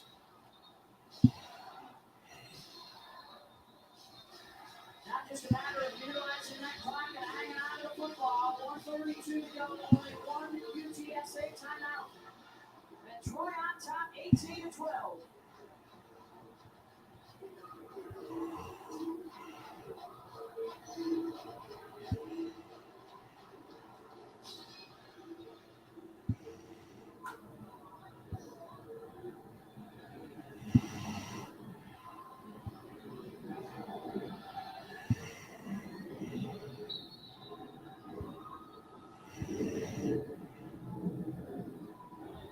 Run. No timeout yet, and now a flag. Frustration from UTSA. Let's take a look at today's Capital One Player of the Game. You knew it had to come from that Troy defense. It's Richard Jubinard. A sack, an interception, a forced fumble, and fumble recovery. Our player of the game. What a good game. Coaches love talking about Jubinard. Speaks with 5 different languages. He's a guy who they said they love having him on the ball club. GSA number 1. And the run.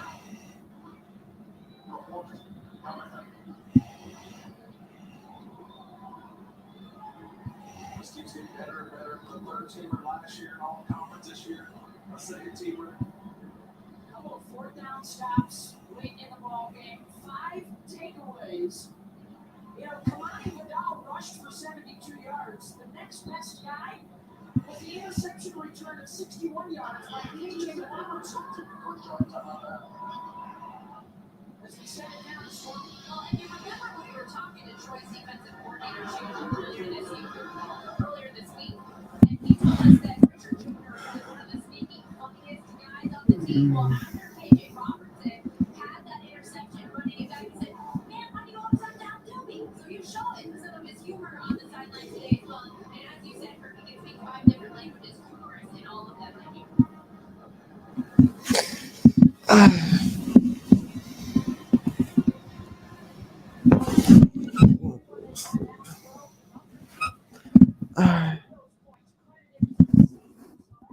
Yeah.